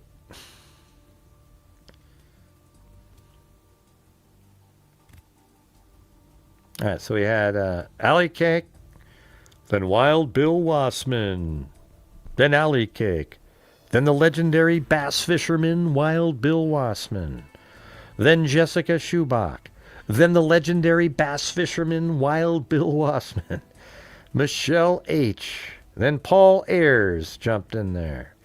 And then Paul Ayers said, "These are the shows I prefer.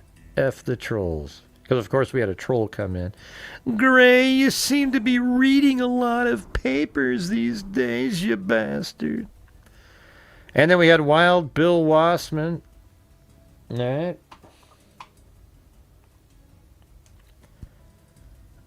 Yep, and then Alley Cake. Then South Texas guy. Then Paul Ayers. Then Wild Bill Wassman went for a $2 challenge, and this time, unlike yesterday, we had 6 kids, Alley Cake, Paul Ayers, Lisa Valenzuela. You guys all jumped in there. And then Wild Bill Wassman again, then Alley Cake, Lisa Valenzuela, Alley Cake, then Skeeters, and then there is Wild Bill Wassman again.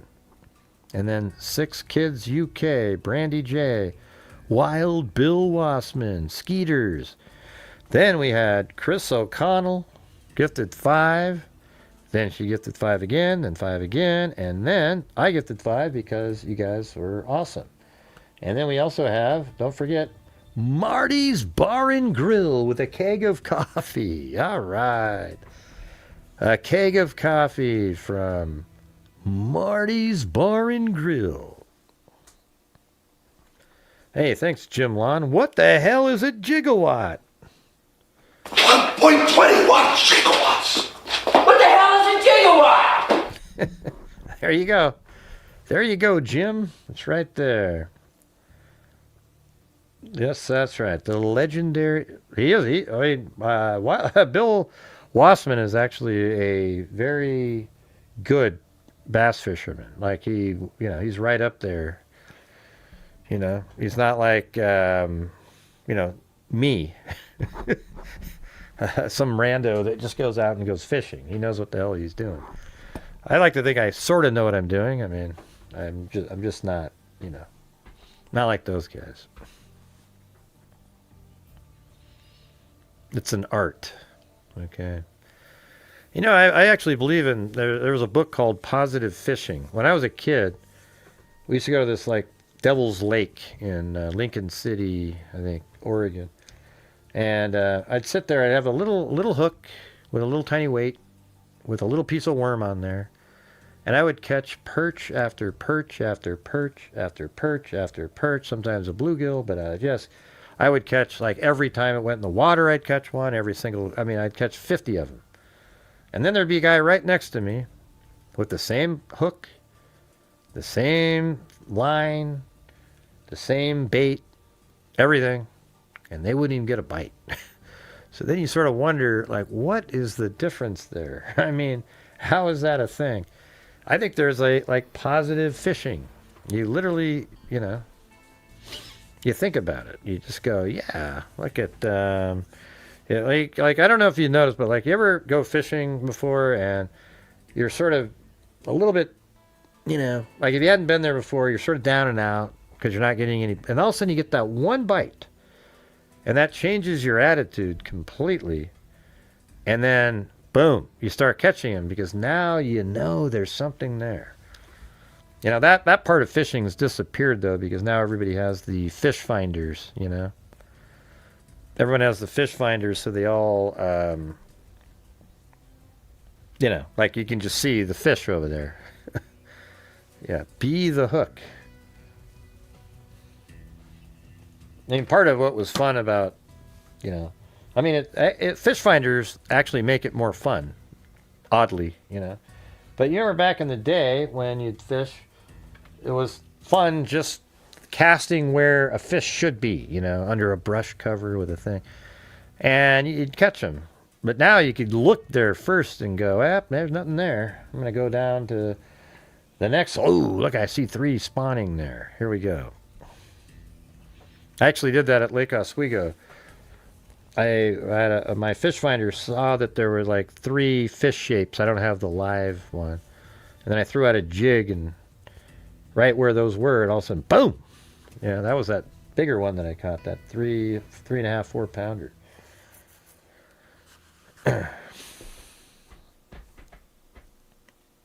But Wild Bill doesn't have that problem because when he goes fishing, he knows he's going to catch something. So he probably doesn't start off with the negative. Yeah. Yeah, looks like Marty sold Jim's car, if you can believe that.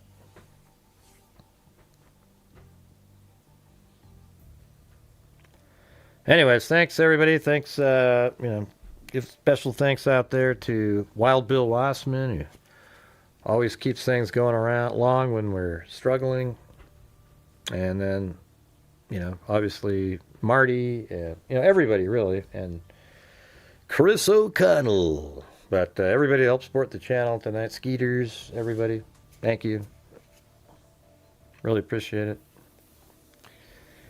So we'll see you guys tomorrow.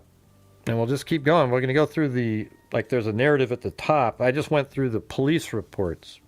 I think those are really interesting. All right. Cool, everybody. Thank you very much. We'll see you tomorrow. And and by the way, we're going to do the live streaming of the trial of Tyler Robinson. It's not a trial. It's a preliminary. Well, we're going to do the trial too, but the preliminary hearing is like they have it scheduled for 5 days of time. So I think there's 3 days of full stuff. I don't know what's going on the other days. Maybe it's the judge saying, I find probable cause, you know, or whatever, you know. So I guess we'll see, but that's when the preliminary hearing are going to be, and I'll be covering that. And this is where you want to watch it, because I actually have video of every single thing that they're going to be talking about. So anyways, thanks everybody. We'll see you guys tomorrow, and who the hell knows what tomorrow will bring, other than we're going to be covering the same thing. But thanks again for watching, and as I always say, until next time, be safe out there.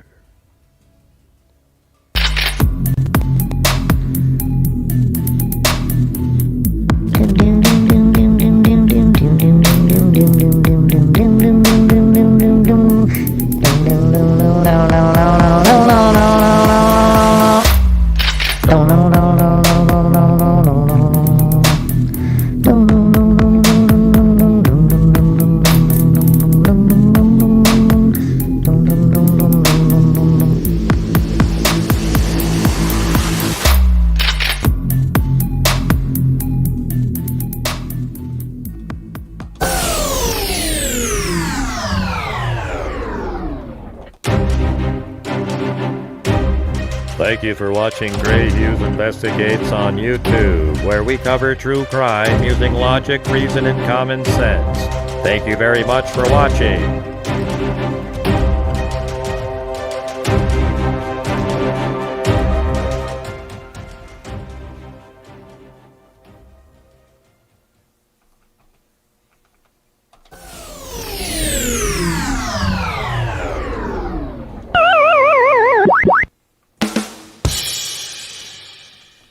can never be dead enough. And some of you, you make shit up. Just for those who were just nodding off to fall asleep.